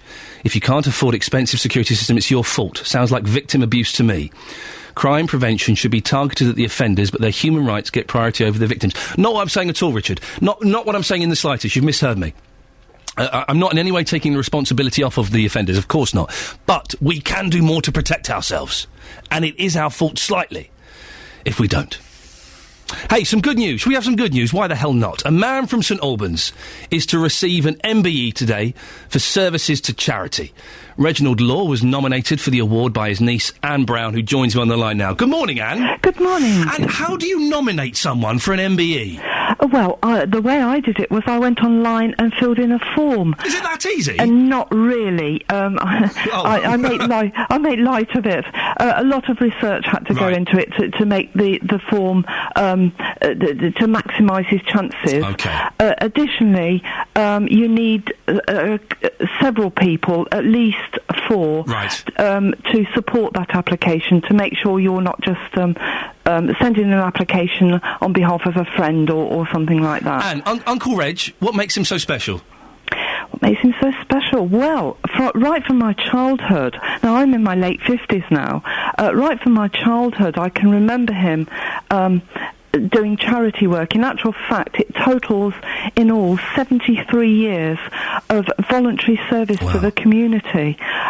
Various things he did, not just voluntary work, which took a substantial amount of time, of course, all in his own time. But also, he joined campaigns. We all, as you probably know, enjoy insurance now if we take a flight. If the airline goes bankrupt, we are compensated or given another flight. That's not because of your Uncle Reg, is it? That is because of my Uncle Reg. Is it really? Fantastic. I don't know how many of our listeners will remember back to 1974 when an airline, Court Line, it went bankrupt overnight. There was no compensation in those days. You just lost your holiday. Standing at the airport, just lost your holiday. And he campaigned for over a year, probably a couple of years, to change. And he brought about a change in the law. How did he find out he was going to get an MBE? Did you get told, or did he get a letter? How does it work? No, I don't get told at all. Right. You send off for it. And because he became poorly, I did keep on at them a bit, but they wouldn't tell me anything. Because I was very concerned, whether he was going to be well enough to receive it. But then he received a letter, but nobody told me anything. Wow. And so he got a letter saying, well done, you're going to get an MBE. He must have been over the moon. I don't think his feet touched the floor. And where are you off to? Are you going with him? How does it work? Do you go to Buckingham Palace? We would in normal circumstances go to Buckingham Palace, but Reg hasn't been very well. He's well enough though to go out the house with assistance, but we felt going through rush hour London early in the morning perhaps wasn't it's not nice for anyone. No, exactly. Not even to meet the Queen, no. which would be lovely. But he's receiving it at the Hertford County Hall. Wonderful. And you're going to go along with him, I'm going along with him. And have a fantastic day. Thank you. Lots of love to Uncle Reg, and enjoy the moment. It's going to be wonderful. It's going to be a wonderful day. I'm thoroughly looking forward to it. I can hear it. Could I just say as well, support of other people, try. If you know somebody who's tirelessly worked, especially for nothing, try sending in an application. It can't do any harm, can it? And thank you. Well, you can hear the joy in her voice. Isn't it nice to be part of something so special? Anne Brown, who's nominated her uncle Reginald Law. And she's right. If there's someone who you think deserves an MBE, nominate them. And you spell Iain, I-A-I-N. Let's put a big smile on my face talking to Anne about her Uncle Reg. I love that. It's 7:47. These are your headlines on Tuesday, the 9th of October on BBC Three Counties Radio. The Justice Secretary, Chris Grayling, is planning to clarify the law to offer greater legal protection for people in England and Wales who attack burglars in their home. A food bank will open in Letchworth tonight to help people going through short-term financial hardship.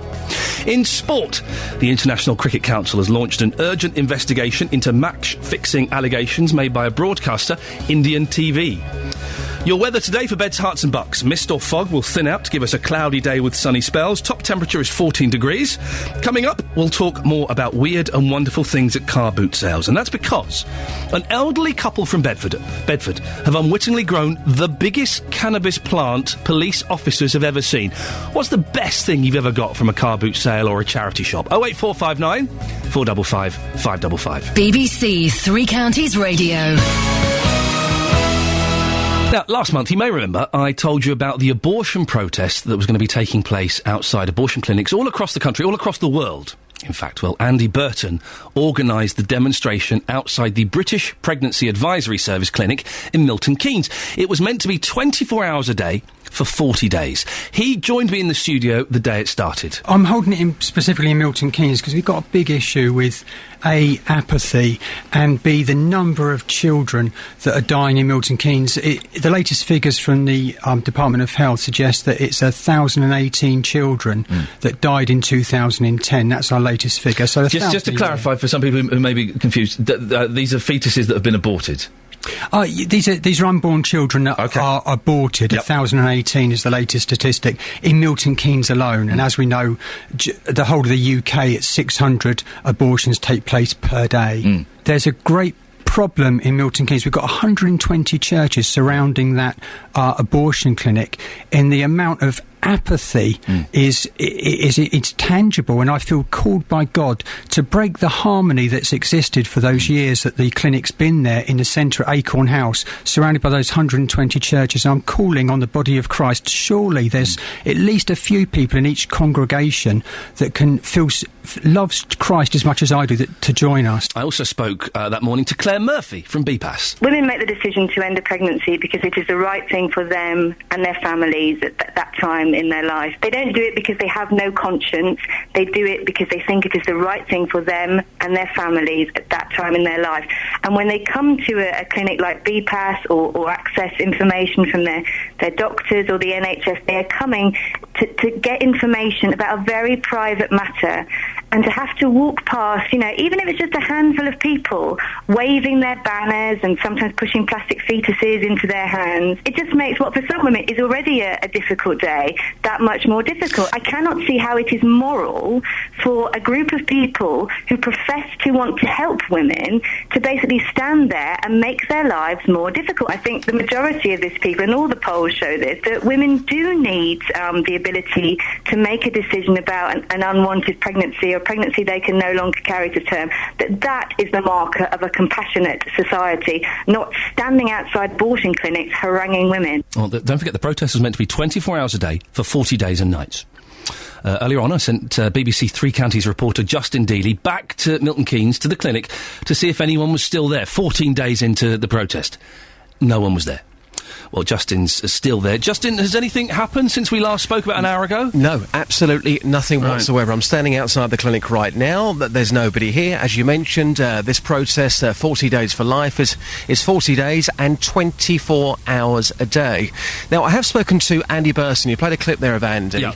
Andy sadly can't join us live on the programme today because he's on a train. So we had a conversation. I just want to relay some of the things which happened in that conversation. He said to me that last last night there were 20 people here. Right. He said, well, I wish you'd let me know that you were coming this morning because I could have lined a few people up for you. Well, yeah, of course. Said, well, Andy, the whole point of us coming this morning unannounced was to see what was happening, because when we had the initial conversation with you, we weren't sure that you could sustain this for 40 days, 24 hours a day. He said to me that he's not embarrassed by this, and to quote him, he said, God calls for us to be faithful and not successful. Well, he then went on to say that this has been a great success so far. It's been an incredible success, and because of that, he is now planning on doing this process for 40 days, 24 hours a day, twice a year, every single year.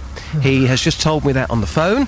So, according to him, it has been a success, and apparently there are now people on the way who will be talking to us live before 9 o'clock. Well, listen, of course there are people on the way, Justin, because we've caught him out and we've embarrassed him. If it's 24 hours a day and there's no one there, that's ridiculous. He said there were 20 people there last night? He said there was 20 people here last night. Do we have any evidence of that from anyone else? Well, he said to me, if you don't believe me, you can look on our Facebook page, and we will give out the details of that later on. What he did say to me last night was they were outside here and they were singing prayers last night. They were very, very loud, he said, and the ladies who were inside the clinic, and again, to use his words, they didn't come out of the side door, because this particular building, Acorn House on Midsummer Boulevard in Milton Keynes, it's a huge building, and there's lots of businesses inside this building, but the abortion clinic is on the side, so it has a side door. Now, because there were so many protesters here last night, the ladies using that clinic here in Milton Keynes did not use the side door and come face to face with the protesters. According to Andy Burson, who is leading this campaign, he said to me they left through the main door, which is around 40 yards away from where the protesters were. We were told they weren't going to be harassing people. Make of that what you want. Listen, whether you agree with abortion or not, everyone's got an argument for or against. I do disapprove of putting people who are already in an emotionally unbalanced state, putting them through some kind of humiliation like that. It doesn't sound particularly fair. It will be interesting. I don't know if you've been able to speak to anyone from the clinic, Justin, to see what their side of the story is. Well, hopefully we have got a statement coming. I spoke to somebody late yesterday afternoon, and the manager here of this clinic, who spoke to us on the opening day of the protest, doesn't wish to comment this morning. That's fair enough, but hopefully we have got a statement from them to come before 9 o'clock. But as I say, at this moment in time, anybody who will be using this clinic later on, there is nobody here, and this was meant to be 40 days, 24 hours a day. And on the first morning, of course, Andy Burton, the campaign leader, he overslept, so from 10 to 9 that morning, there was nobody here for a good hour or so. Justin, very quickly, last question. Did Andy say if there had been any other kind of vacant spots when people hadn't turned up? Well, he said to me he wasn't quite sure. And again, he was just being honest about that. He said, look, we've tried to plan this.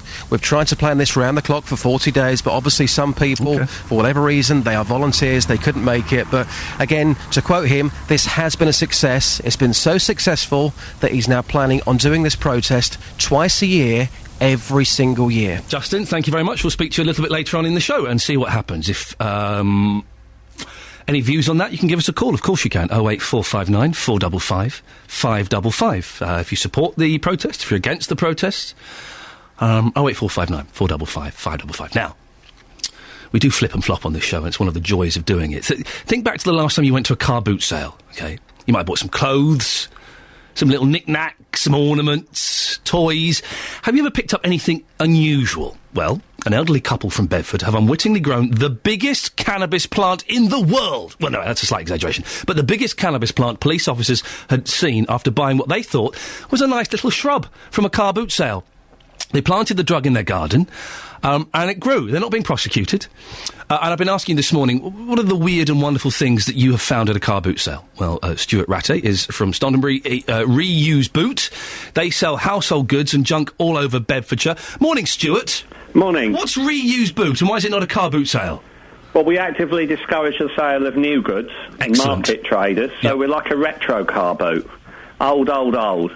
It's one of the reasons I kind of stopped going to car boots, because you'd go there and it would just be like a market. I want people's junk from their shed and from their attic and, you know, from under the stairs on display. Well, Ian, to encourage them to my site, it's only £5 for a family car with all old stuff on board. Beautiful.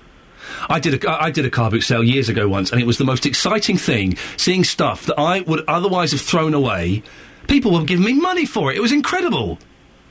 Yeah, well, they love it. Once people have been to me, they generally keep returning. What's the weirdest thing you've sold, Stuart? Oldest thing. I can give you an oldest thing. Someone local in Stondon, they bought a grandfather clock face that had been made in Oldham in 1730, hand-painted. Blimey. How much did that go for? I don't know. I don't think he retired out of it. But it was certainly the oldest thing. You run the car boot. That's right. The problem I have with car boots, Stuart, is every time I go, I've not been to one for a while, but every time I go, I come away with so much stuff. How do you stop yourself buying stuff? Well, I've been going to them for so long, I've obviously developed those disciplines. Right, OK, you've got the defence mechanism in. In fact, part of the defence mechanism is that whilst I'm running it, I can't be buying. Ah, I see what you've done there. Very clever. What's this about crutches? Well, a strange thing, it's happened 3 times out of 9 seasons. Yeah. We've had crutches left behind at the end of the day. Wow. So people have arrived without the ability to walk, and I mean, this is like a biblical story. Yeah. They then gain the ability to walk when they've been to Stondonbury. Stuart, you've healed them. This is better than Lord's. Well, they do. I have been referred to as Stuart of Stondonbury. and what an honour that is. Is it every week, your car boot? No, we run 14 events from Easter, so we'll be opening the end of March, beginning of April, and we run 14 Sundays. OK, and if you were to buy stuff, what kind of stuff do you keep an eye out for, Stuart? Oh, probably stuff to do with me farm. There we go, farming stuff. I love a car boot sale. Thank you, Stuart, from Stondonbury Reused Boot. I buy old computer games for me, BBCs, Commodores, Spectrums, all that stuff. I love it. Do love a good car boot. What's the weirdest thing you've bought? Plenty more to come in the last hour of the show. I will tell you more after the latest news and sport with Catherine Boyle.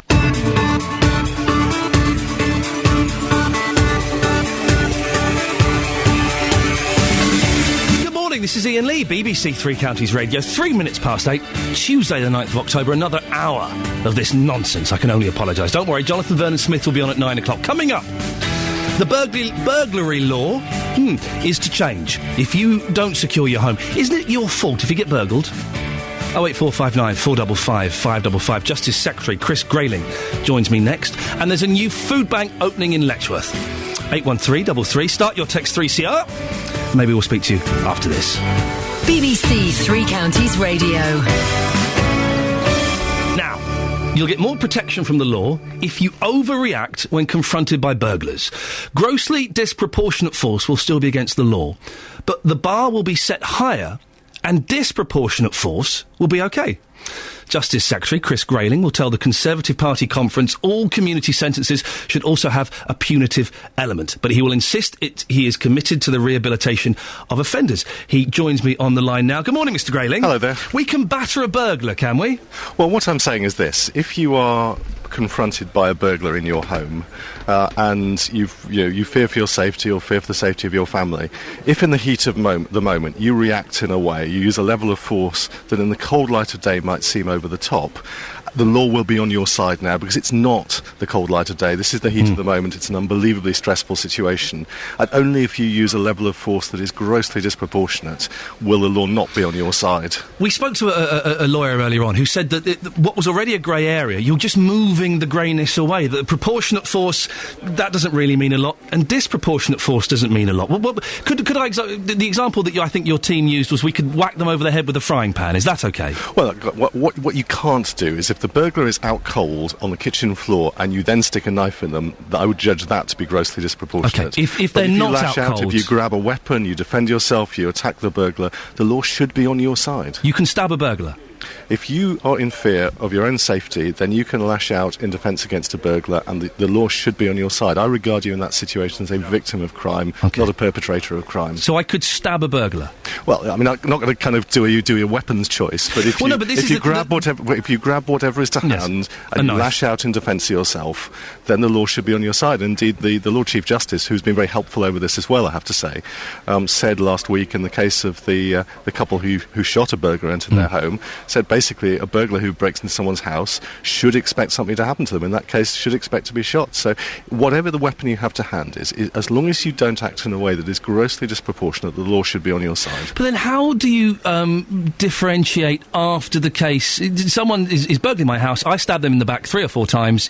Is that disproportionate? Can you see there is kind of a greyness around it, isn't there? Well, the greyness at the moment is that the law says you're only allowed to use reasonable force. So great debate about if you grab the frying pan and hit them, are you using reasonable force or not? What I'm doing is I'm raising the bar.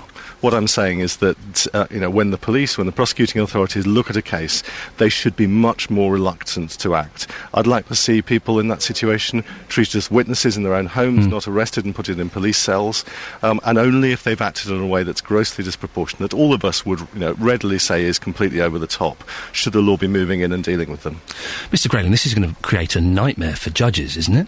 Well, I don't think it does. I think the law is much more uncertain at the moment. I think what this does is it raises the bar. It sends a very clear message to householders, to the police, to the prosecuting authorities, that we want the law to be on the side of the householder. And by raising the bar to say, only if you act in a way that is grossly disproportionate, that is way over the top, will you be in danger of prosecution. At the moment, the bar is much lower, and there's much more uncertainty.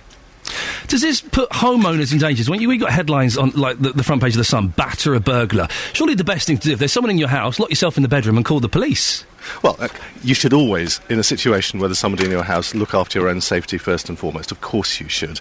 But I actually hope this is a message to burglars to say, you shouldn't expect to be able to break into someone's house and face no consequences yourself. My concern, Mr. Grayling, is that these burglars might see this and think, well, hang on a second, we weren't carrying weapons before, maybe we should get tooled up. Is that not a possibility that it's going to encourage the criminal element to use more weapons? I don't look at it that way. I think this is all about saying to the householder, if you have doubts about what you're allowed to do to defend yourself, you should not have doubts from now. The law is going to be on your side. Final question. If a burglar is leaving the house now, you're not allowed to attack them. Will that change? Well, it depends on the individual circumstance, but basically the law as I want it to be is that if you are confronted by an intruder in your home and you have fear for your own safety, then if you lash out in self-defence, you should be pretty clear that the law is on your side. Mr. Grayling, thanks very much for your time. You're welcome. There we go. It's Chris Grayling there, Justice Secretary, who's going to tell the Conservative Party conference later on today. That was quite exciting. Has it clarified anything for you, though? I still don't quite know what disproportionate force means. And I was slightly concerned that, yes, we can go around stabbing burglars. And I know there's the argument if they break into your house, then, anything goes. I don't know if I necessarily agree with that.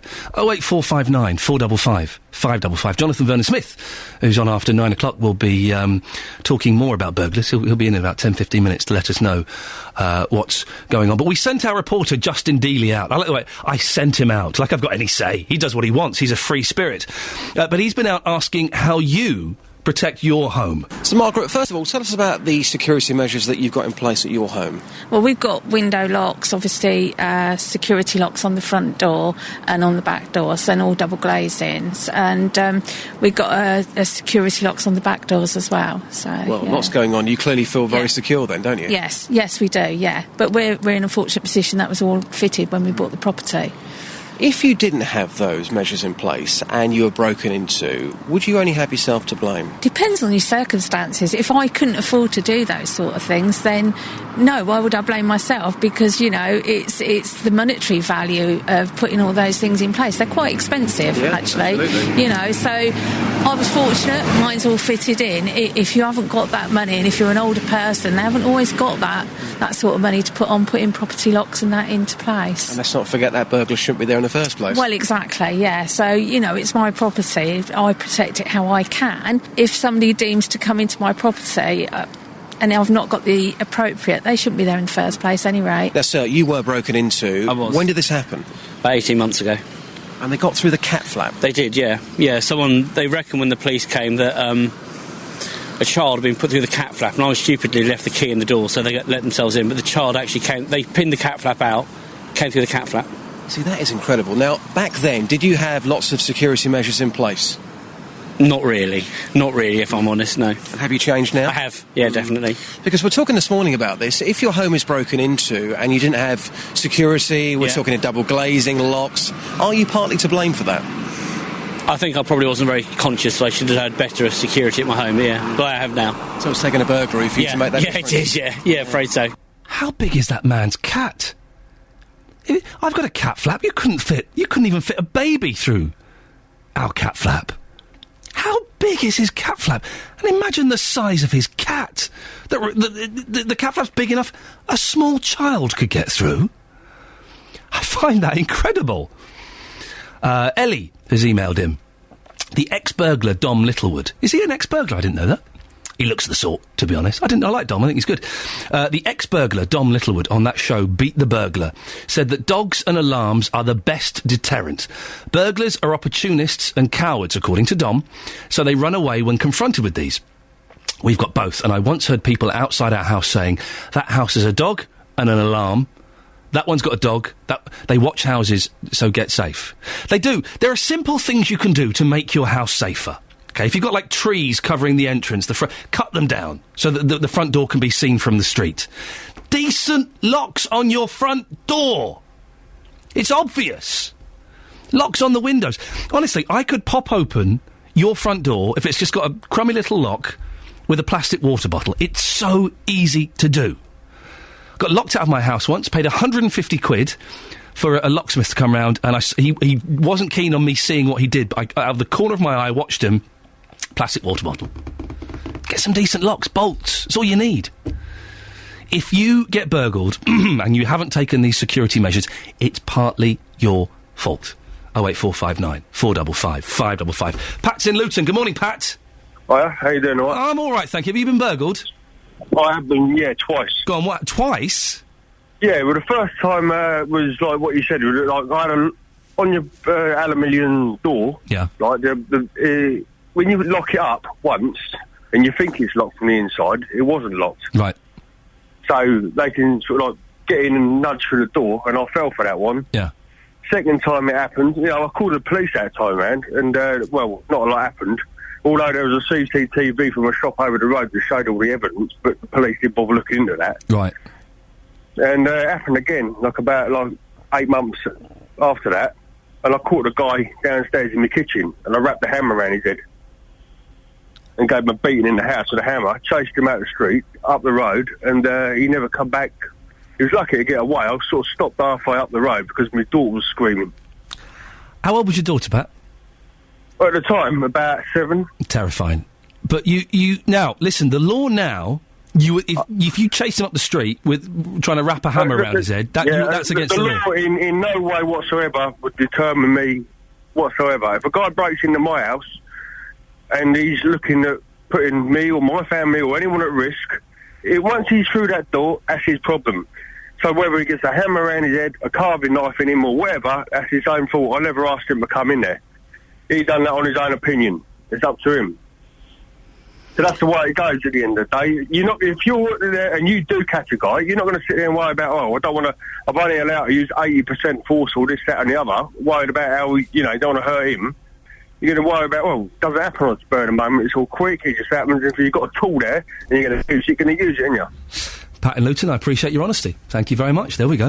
08459 455 555. You're very honest when you call this show. I do appreciate it. Thank you very much, Sophie. It's 8:15. It's Tuesday, the 9th of October. These are your headlines this morning on BBC Three Counties Radio. The Justice Secretary, Chris Grayling, is planning to clarify the law to offer greater legal protection for people in England and Wales who attack burglars in their home. The A1M is set for £12 million worth of improvements. Half will be spent on the Bedfordshire's Black Cat roundabout. The other half will be spent on a section of the road near Welham. In sport, England's new national football... Could you stop picking bits of fluff off your jumper, please? Trying to do the headlines and you're just taking fluff off. People are listening to the sport. Come on, quiet. England's new National Football Centre in Staffordshire will be officially opened by the Duke and Duchess. Stop it. Got cat hair. Oh, for goodness sakes. After 8:30, we'll speak to Hilary Devey from Dragon's Den. BBC Three Counties Radio. Jonathan Vernon Smith. He's like the sort of he's like the head boy at school, but the naughty head boy. And so all the teachers think, oh, Jonathan Vernon Smith, he's so perfect. But all the pupils go, no, look what he's doing now. Look at him now. He's filthy, miss. He's filthy. And you are filthy. Your chair's very low down this morning. I know. What's happening to me? I set it so that they would get the status right. All right. My chair has been raised. You don't need to, because you're very long. Very long. Thank you. So, Jonathan Vernon Smith, how are you today? I'm fine. Did you see I sent you an email about us going clay pigeon shooting? Yes, I'm going to look at my diary and get back. So maybe one afternoon next week we're going to go clay pigeon shooting. Go clay pigeon shooting. Watch out. And we've now got nicknames. I'm Margaret and you're Julia. After I got you, it was so embarrassing. Throwing to Jonathan's adequate show yesterday, and I did say earlier on that the Three Counties doesn't stop at 9. It just gets semi-professional. How rude. How rude. But yesterday I threw to you and I called you Justin, and I think it's because, and I can Twice? Twice, yes, okay. I think it's because I've got a man crush on Justin Dealey. Have you? I want to be him. He's so cool. He's very cool. He's so cool. He wears similar tops to the one you had on yesterday. Blouses. Yes. He does. In fact, we went for those Three Counties drinks a couple of weeks ago. The ones I wasn't invited to, yes, I remember. When he came out of the bar, I was with him. And there was a man who said, is it fancy dress? Or have you got a woman's top on? He does show so much chest hair. Yeah. And I wish I could have the courage to do that. Yeah. Oh, I love him. I'm going to move on swiftly. I'm feeling rather uncomfortable. I did say, sorry to interrupt, after a report last week that he did this report and it was lovely. I went, thanks, Justin. Lots of love. Weird. I know, weird. People are going to talk. They are. What's on your show this morning? And hopefully people will talk then. Oh, look at you. Thank you. Coming up on the big phone in, should you be allowed to kill a burglar who breaks into your home? I was listening with great interest to your interview with Chris Grayling. Yes, the Justice Secretary, yes. The one thing he didn't seem, and you asked him the question several times, yes. He didn't say, yes, you can kill a burglar absolutely every single time. Well, should you be allowed to? It's an interesting question. The reason I'm asking this is because there are lots of people who have the view that if somebody breaks into your property, comes into your house that you've worked hard for, to come and steal your things that you have worked your socks off for, then why on earth do they deserve any rights at all? And actually, the Conservatives are talking about you won't be able to use grossly disproportionate force. Well, should you be allowed to use grossly disproportionate force? If someone breaks into your home, do they deserve everything they get? But they are changing it to disproportionate force, so you can use disproportionate force. That seems... Yes, but not grossly disproportionate. And I think that's where the confusion may lay. Well, I'm asking, should we just make it black and white? Should you be allowed to kill a burglar who breaks into your home? 08459 455 555. I want your views. No messing around. On the big phone in at 9. I want to hear what you have to say. I love it. Why are you laughing? Because I love it when you get a cob on. And you've got a cob on now, and it's great because sometimes your questions are a little bit. They're light and fuzzy. They're light and fuzzy. Light and fuzzy. Yes, I'm being careful. But that is. There's no messing around with that question. No. Straight in. Should there. you be able to get a golf club out of your wardrobe and club them to death? I'm going shooting with you next week. Yeah, watch out. Jonathan Vernon Smith on at 9 o'clock. Thank you, Jonathan. See you later on. Thank you. I should be listening. I do like. Listen, Jonathan's show is always cracking. Listen, but when he's got a cob on, when he's feisty. You can tell he's feisty today. When he's feisty, it's an extra special show. Always worth listening to. Jonathan Vernon Smith at 9 o'clock this morning, as soon as this show finishes. Jonathan. I've got it. He's on at 9 o'clock, and it's going to be a cracking show. Now, you may know someone who has made use of a food bank in the Three Counties. An increasing number of people are becoming reliant on them. In the last 2 years, the number has more than trebled. Tonight, another is opening in Letchworth, making a total of 269 across the country. Well, Frank Nuttall is one of the trustees of the Letchworth Food Bank. He joins me now. Good morning, Frank. Good morning. For those people who don't know, and I was unsure until yesterday, very briefly, what exactly is a food bank and who uses it? Well, a food bank is it's a crisis facility, and it's for people who find themselves literally without anything. So they have no money, they've no means of access to anything through family and friends, and they're literally down to the position where they cannot feed themselves and their family. So a food bank is there for someone in that position. Is there really a need for one in leafy Letchworth? Well, we think there is. We have found a good amount of anecdotal evidence for this, and in fact, the food bank, which we've established under the auspices of the Trussell Trust, the Trussell Trust itself was established in Salisbury, which again is not a place you would associate with some place needing a food bank. But it's an incredibly busy food bank in Salisbury, and indeed there's many food banks around the country that are very busy and very much in demand. We know that there's one gentleman in particular who needs your help, and he's been seeking advice from Stevenage Citizens Advice Bureau. What can you tell us about him? Well, it's not a case I know the details of in terms of the individual, but the actual case, it really points out why the need is there. The government policies at the moment that are looking at benefits and making changes to benefits to drive down the state burden of benefits, I guess. It's a very blunt instrument, and unfortunately people get caught up in that. And in this particular case, this individual who is not well, hasn't been well for some time, his health history has been well documented by his own GP. He's found himself on 3 occasions having his benefits withdrawn, and the Stevenage Citizens Advice Bureau have appealed on his behalf and had him reinstated on 2 occasions. But in the latest occasion, which is now, he's in a situation where he's having to appeal. The appeal is going to take at least 4 weeks to be heard, and there's no guarantee of a positive outcome at this stage. But he has nothing. He has no food. He can't even top up his phone. He's walking to the Citizens Advice Bureau every day, asking if there's been any progress. So he's in a very desperate position, and it's for those kind of people that need this kind of crisis support. Alan, you said something very interesting there, that he can't afford food. And I find it incredible that in 2012 there are people in this country who can't afford food, and that's obviously disgusting.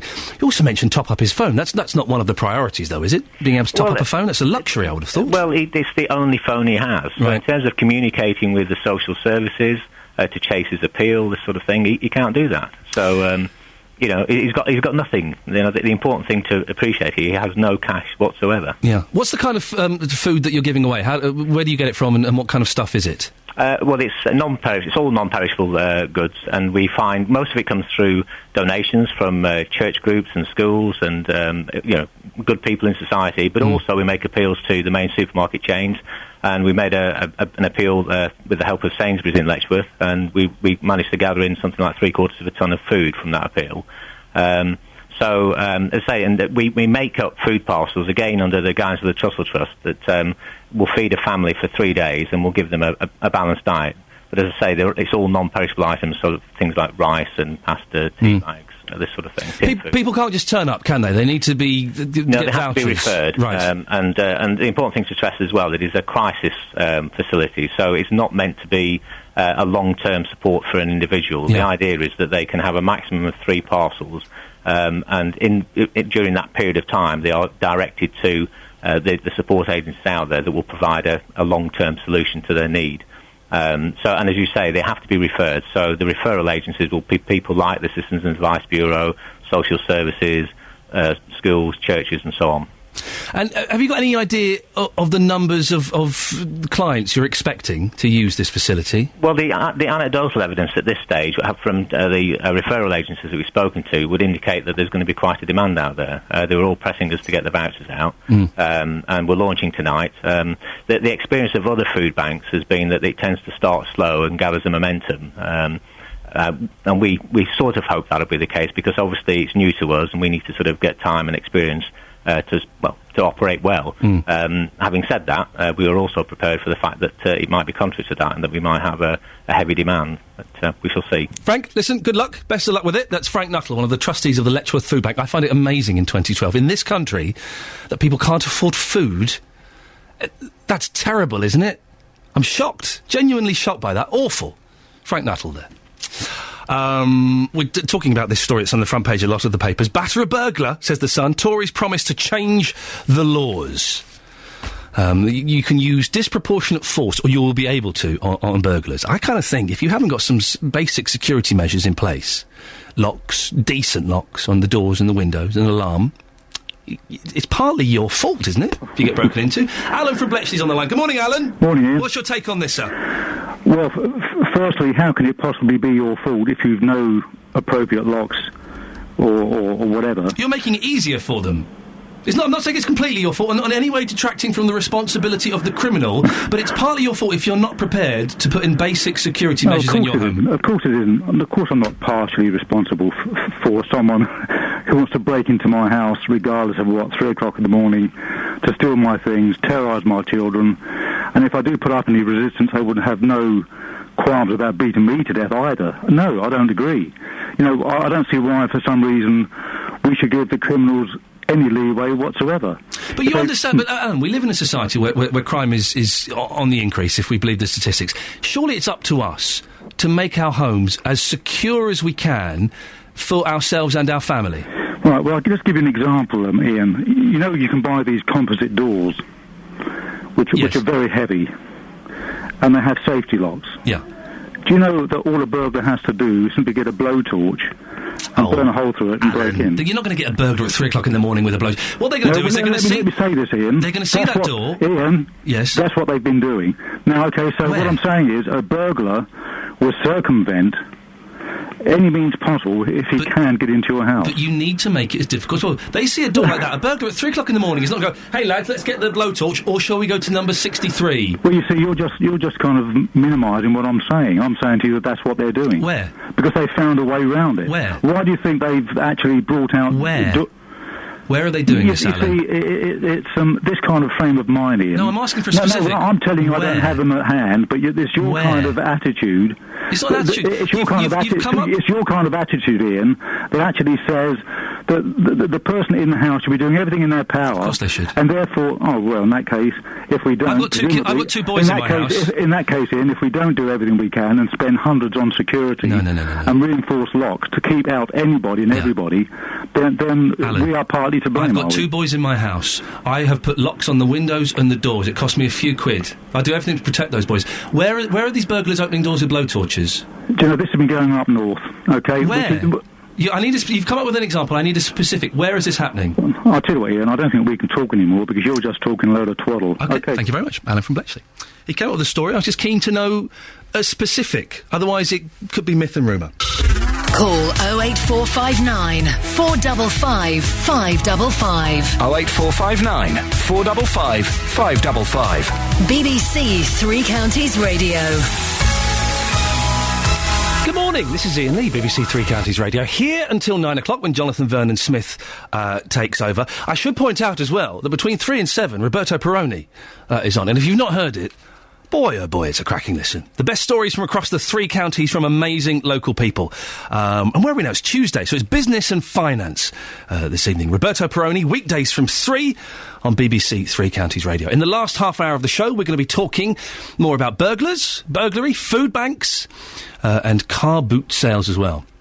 Keen to find the best thing that you've got from a car boot sale. I love a good car boot sale. But I have to... I haven't been for a while, because if I go... I just buy a load of old junk, and I take it home, and my wife looks at me with disgust. She's quite a snob, my wife. What are you doing with that rubbish? 08459 455 555. Sarah is in Long Crendon. Good morning, Sarah. Good morning. How are you this morning? You right? I'm fine, thank you. What have you called in about? Food banks? Well, all 3 of them, really. Well, then, I'll sit back for 5 minutes and put my feet up. You take the show. Absolutely. Firstly, second-hand shops, car boot sales. Yeah. Both my wedding ring and my engagement ring came from a car boot sale. Did they really? Yes. Well, how did you go around with your husband-to-be and look for them, or did he surprise you? How did that work? No, I went with him. Basically, I'm allergic to gold, so it had to be silver. Well, there you go. That makes it cheaper, doesn't it? It's easy. Absolutely. That's why he married me. Of course. And managed to find a beautiful Victorian wedding ring. Yeah. Because they were predominantly gold, silver rather. And I have an engagement ring that was made by Remy McIntosh. That name means nothing to me. The way you said it, I'm assuming it's a big name in jewellery. No, it's not. Charles Remy McIntosh was a big name in furniture design. He's the guy who had all the ivy leaves and stuff in the 1920s, 1930s. Hang on a minute, and you bought an engagement ring designed by him? Yes. Was there not part of you, Sarah, that was a little bit crushed that you had to get those rings from the car boot sale? No, not at all, because I knew that I wouldn't be able to get anything that I wanted in silver in the modern day, because everything is either gold or platinum, and I'm allergic to it. How much did your rings cost, if you don't mind me asking? My Victorian wedding ring, I think, cost something like £7. Wow. And my Remy McIntosh ring cost £30. There you go, fantastic. And you wouldn't be separated them for anything, would you? No, not at all, not at all. I do love a good car boot sale. I'm just quite nosy, Sarah. It's like we're looking to move at the moment, so we've been looking at lots of houses, and I love it. I love having a little nose around people's houses. It's the most fun. Oh, absolutely, absolutely.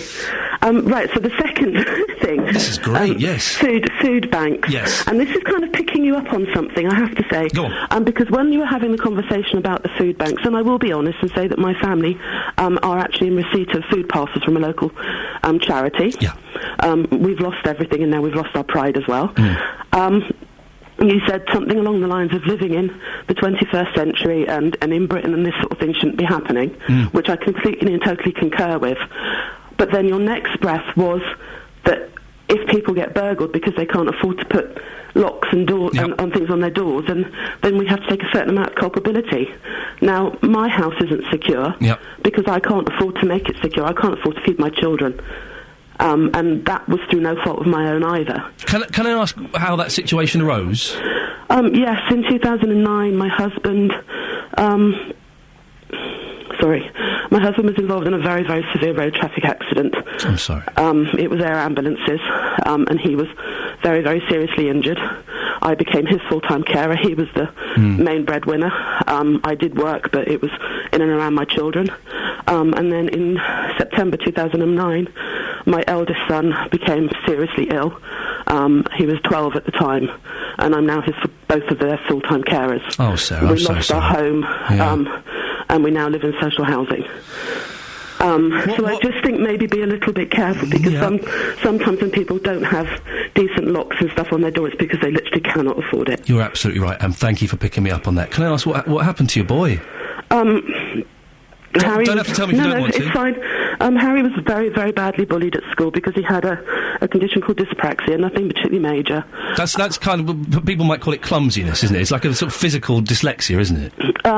It's mild brain damage. Right, okay. And it develops in different ways. Yeah. And because of the bullying he developed Tourette's syndrome, and had a complete nervous breakdown, and he was on suicide watch for the first 6 months. Oh, Sarah, I'm so sorry. So that's what I wanted to say, was that I'd love to have a secure home. Of course you would. I'd love to have food on my table that my family are actually providing for my children. And that's not the way it works sometimes, unfortunately. You said that your pride is gone? Yes. Is that really the case? When you have to pick up a phone to a charity and say, I can no longer afford to feed my children, that last little bit of pride that you have has gone. How does that make you feel as a mum when you say that? Distraught. When we had our children, we could absolutely afford to have them. My husband was on a very, very good salary, and we could afford to have our boys. And with all the special needs and stuff that we had to provide for Harry, it gets harder and harder. We've lost his disability living allowance, which means I no longer get carer's allowance, but I can't work because I have to be here for him.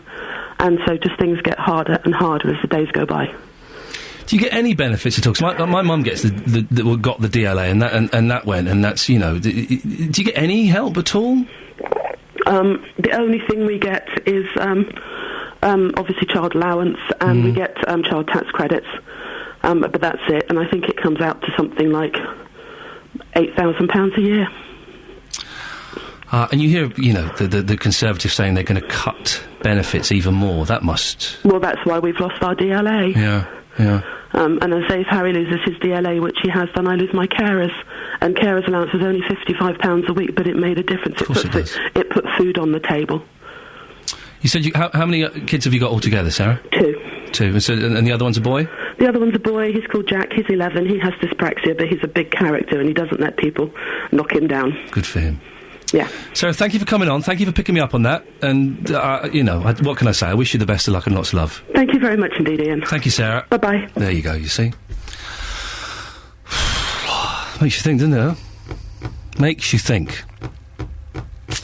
Can I just say, I really appreciate... I'm amazed by doing this job, how honest people are when they phone up. And how willing they are. Sarah, and we've had it with other calls, to be honest and tell us stuff that they wouldn't normally say in a public forum, and they feel they can come and tell me on here, and I appreciate that. Thank you, Sarah. 08459 455 555 is the telephone number. OK, let's have a look at some of these texts on burglaries. Helen in Milton Keynes. Now, I read this. Is this a joke, Helen? Because I find this incredible. My friend in London was burgled 7 times in 3 years. The police advised her to move, although she was living in a good part of London. It turns out the burglar lived in the flats next door.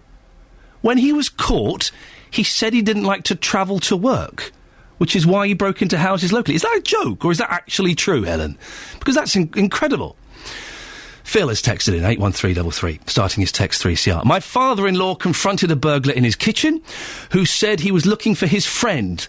My dad-in-law called his son to come downstairs, and when all 6 foot 6 inches and 18 stone of my brother-in-law appeared, the burglar's jaw dropped and he ran off sharpish. Yeah, I bet he did.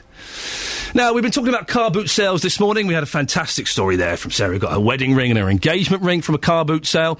Well, it's not as unusual as you might think, because an elderly couple from Bedford have unwittingly grown the biggest cannabis plant that police officers have ever seen after buying what they thought was just a nice little shrub from a car boot. Justin Dealey has been out, not growing cannabis, but asking you for the weird and wonderful things that you found at a car boot sale. Now, madam, you've sold, in your words, quite a bit of rubbish at car boot sales. Probably the most unusual item was a karaoke machine. And how much did you get for that? £4. They just wouldn't give me any more. Really? For cheeky, and 50p for something that was brand new. So somebody offered you 50p for a brand new karaoke machine? No, they offered me, I got £4, I wanted 10, and I got £4, but I'd have brand new dresses and tops I'd never worn. Then want to give me 50p. It's not worth standing there in the rain, is it, for 50p? Jane, when it comes to car boot sales, what do you buy at car boot sales? Generally, toys for my grandchildren, and the odd bit of household kitchen stuff, you know. Like nothing too unusual, but you love a bargain, don't you? Oh, I definitely love a bargain, yeah.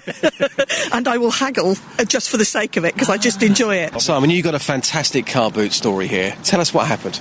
OK, well, my friend was running a car boot sale, and for a bit of a laugh, he picked up a stone that was on the ground and put it on a table just to see what would happen. 10 minutes later, a guy comes up and says, how much for the stone?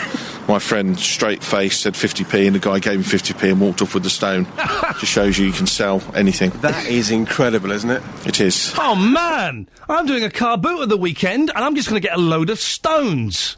Superb. I do love it. 08459 455 555 is the telephone number. 8:45, Tuesday the 9th of October. These are your headlines this morning on BBC Three Counties Radio.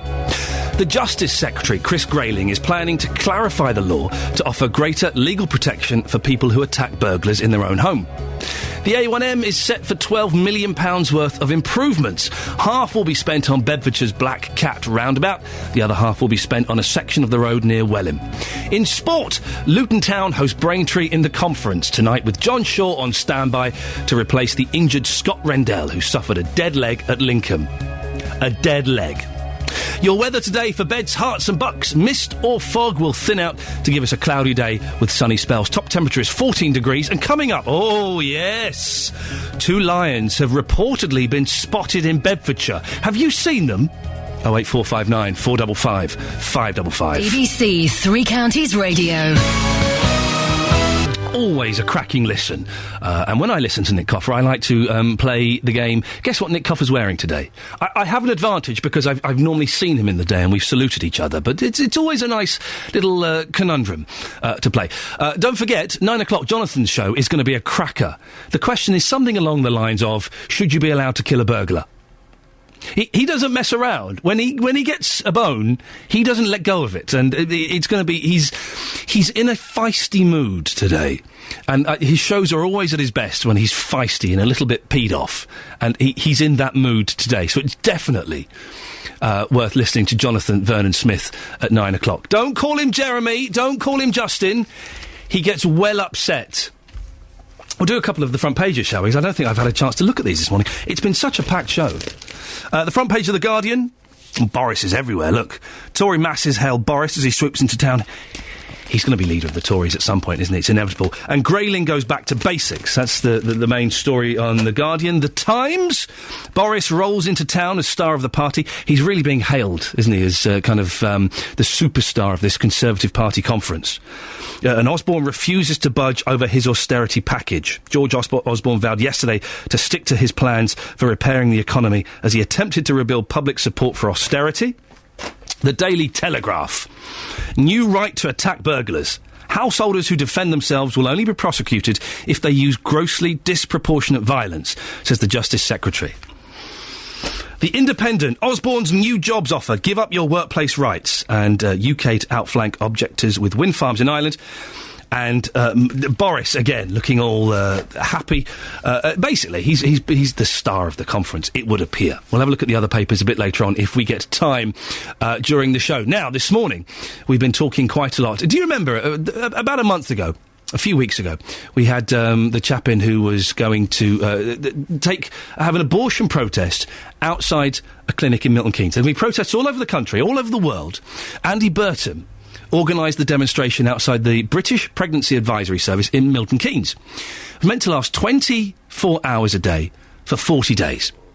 Well, BBC Three Counties reporter Justin Dealey has been there since 6 o'clock this morning. There was nowhere there at about 7:15. No one there at about 7:45. Justin, what's the latest? Well, Ian, I can tell you that the first protesters arrived at 8:30 this morning. There's currently 3 protesters here right now on Midsummer Boulevard in Milton Keynes. This, of course, is 40 days for life, 40 days at 24 hours a day, this protest. We spoke to Andy Burton earlier on this morning. Sadly, he couldn't join us live on the programme. He was the man who's organised this protest here in Milton Keynes. And he said, well, I wish you'd told me because I could have got people lined up for you. That's the point, Andy. Exactly the point, Andy. He says this has been a big success, despite this, of course, not being 24 hours a day. One of the protesters is with me live here in our radio car. That's Penny Suster. Penny, welcome to the programme. You've been here every day so far, day 14. Yes. Why are you so passionate about this? Well, we believe that the unborn child is in formation of God's creation. Abortion defaces the image of God, and a lot of the women who come here have not made a really thoughtful as much as we hoped for decision to abort. So by being here, we're supporting them, helping them to make an even more guided decision, maybe even a last-minute decision not to abort their child. So we have a legal right to be here to fight for the rights of the women and the unborn child, and to support our Christian belief, not just Christian, but just good belief that life starts from conception. Penny, I've got to get this point to you. We spoke to Andy Burton, the campaign leader, earlier on. We were told before this was happening, this was going to be 24 hours a day for 40 days. That clearly hasn't happened, but he still says this has been a big, big success, this. And off the back of this, he now wants to do this protest for 40 days, twice a year, every single year. Would you back him? Absolutely. Especially next year. It'll probably be in Lent, because that's 40 days. So it's being in alignment with our Lord Jesus Christ, suffering for 40 days. So I back it because it's happening all over the world, and in London especially. You've got 40 days happening in Advent and Lent, so yes, okay. Justin. Lastly, and quite briefly on this question as well, because we are short on time this morning, what would you say to any of our listeners who are listening to the radio right now saying that what you're doing, protesting outside an abortion clinic, is morally wrong? What would you say to those people? Well, we have a right to express our feelings. We do feel the pain.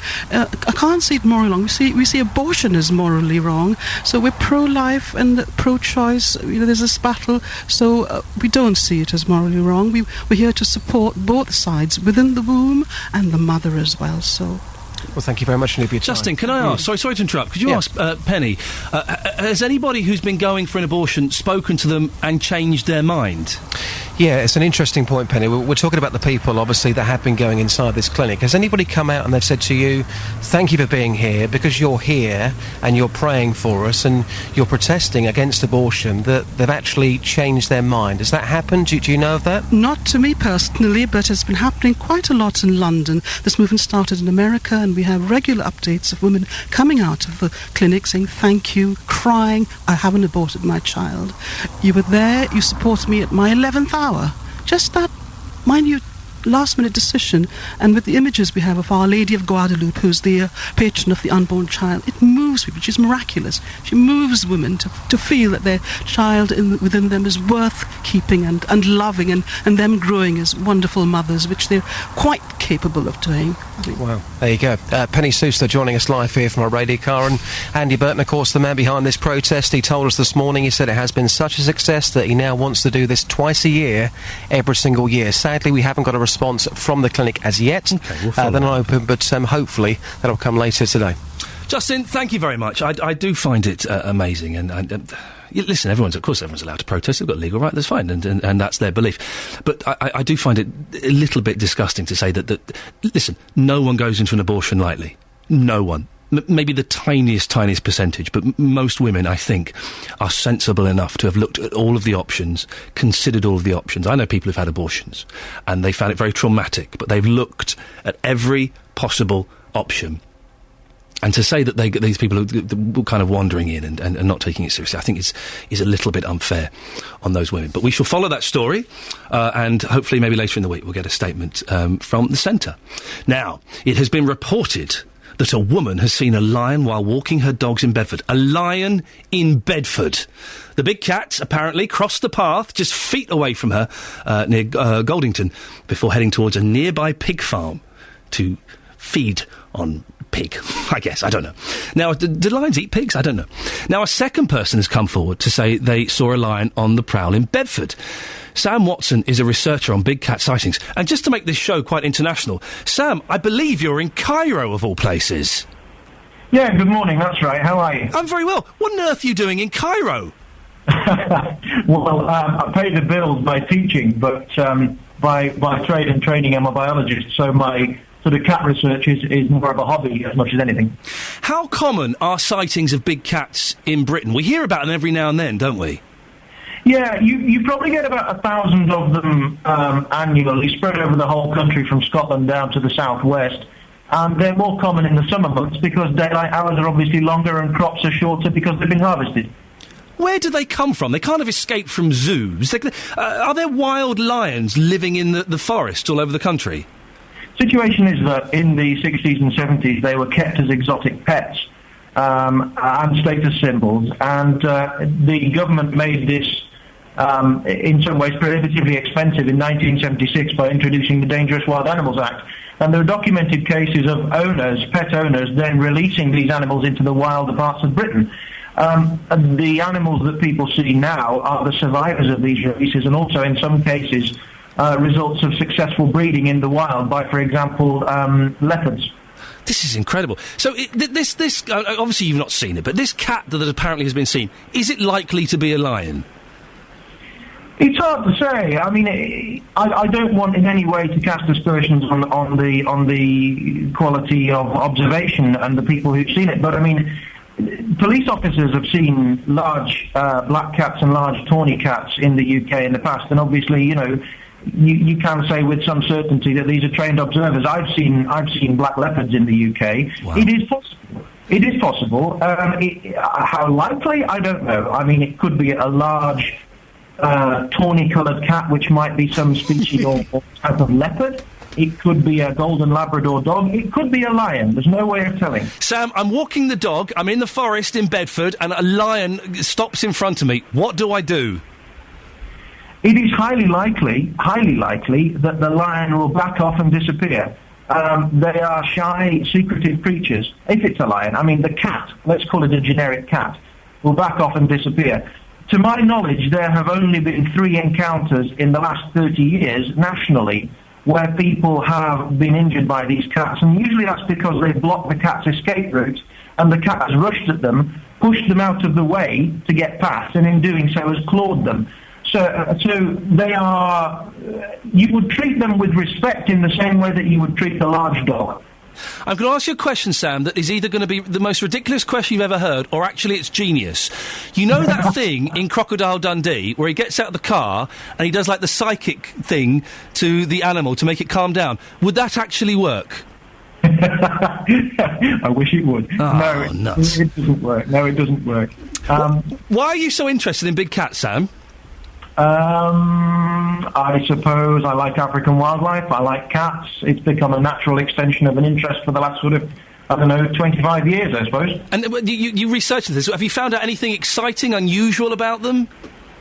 There is a possibility that we're exploring parts of zoology and biology that aren't fully understood in terms of how much things like leopards and mountain lions can interbreed and create viable offspring. That's sort of biologically interesting in a slightly geeky way. They're certainly around in the UK. People shouldn't be worried about them necessarily. It's just a fact of sort of UK wildlife these days. Sam, final question. What's the weather like in Cairo? It's lovely, thank you very much. Go away, Sam Watson. I don't want to talk to you anymore. Fact, he's in Cairo. Sam Watson there, researcher on big cat sightings in Cairo. I'm so jealous. Fantastic. It could be a lion. It could be. Thank you, everyone who took part in the show today. We'll put up little bits and pieces of it on the Three Counties Facebook page, so go and have a look at that. I'm back tomorrow at 6. Coming up next, it's Jonathan Vernon Smith. Getting beds, hearts and bucks. His name right. This is BBC Three Counties Radio. Thank you, Iain.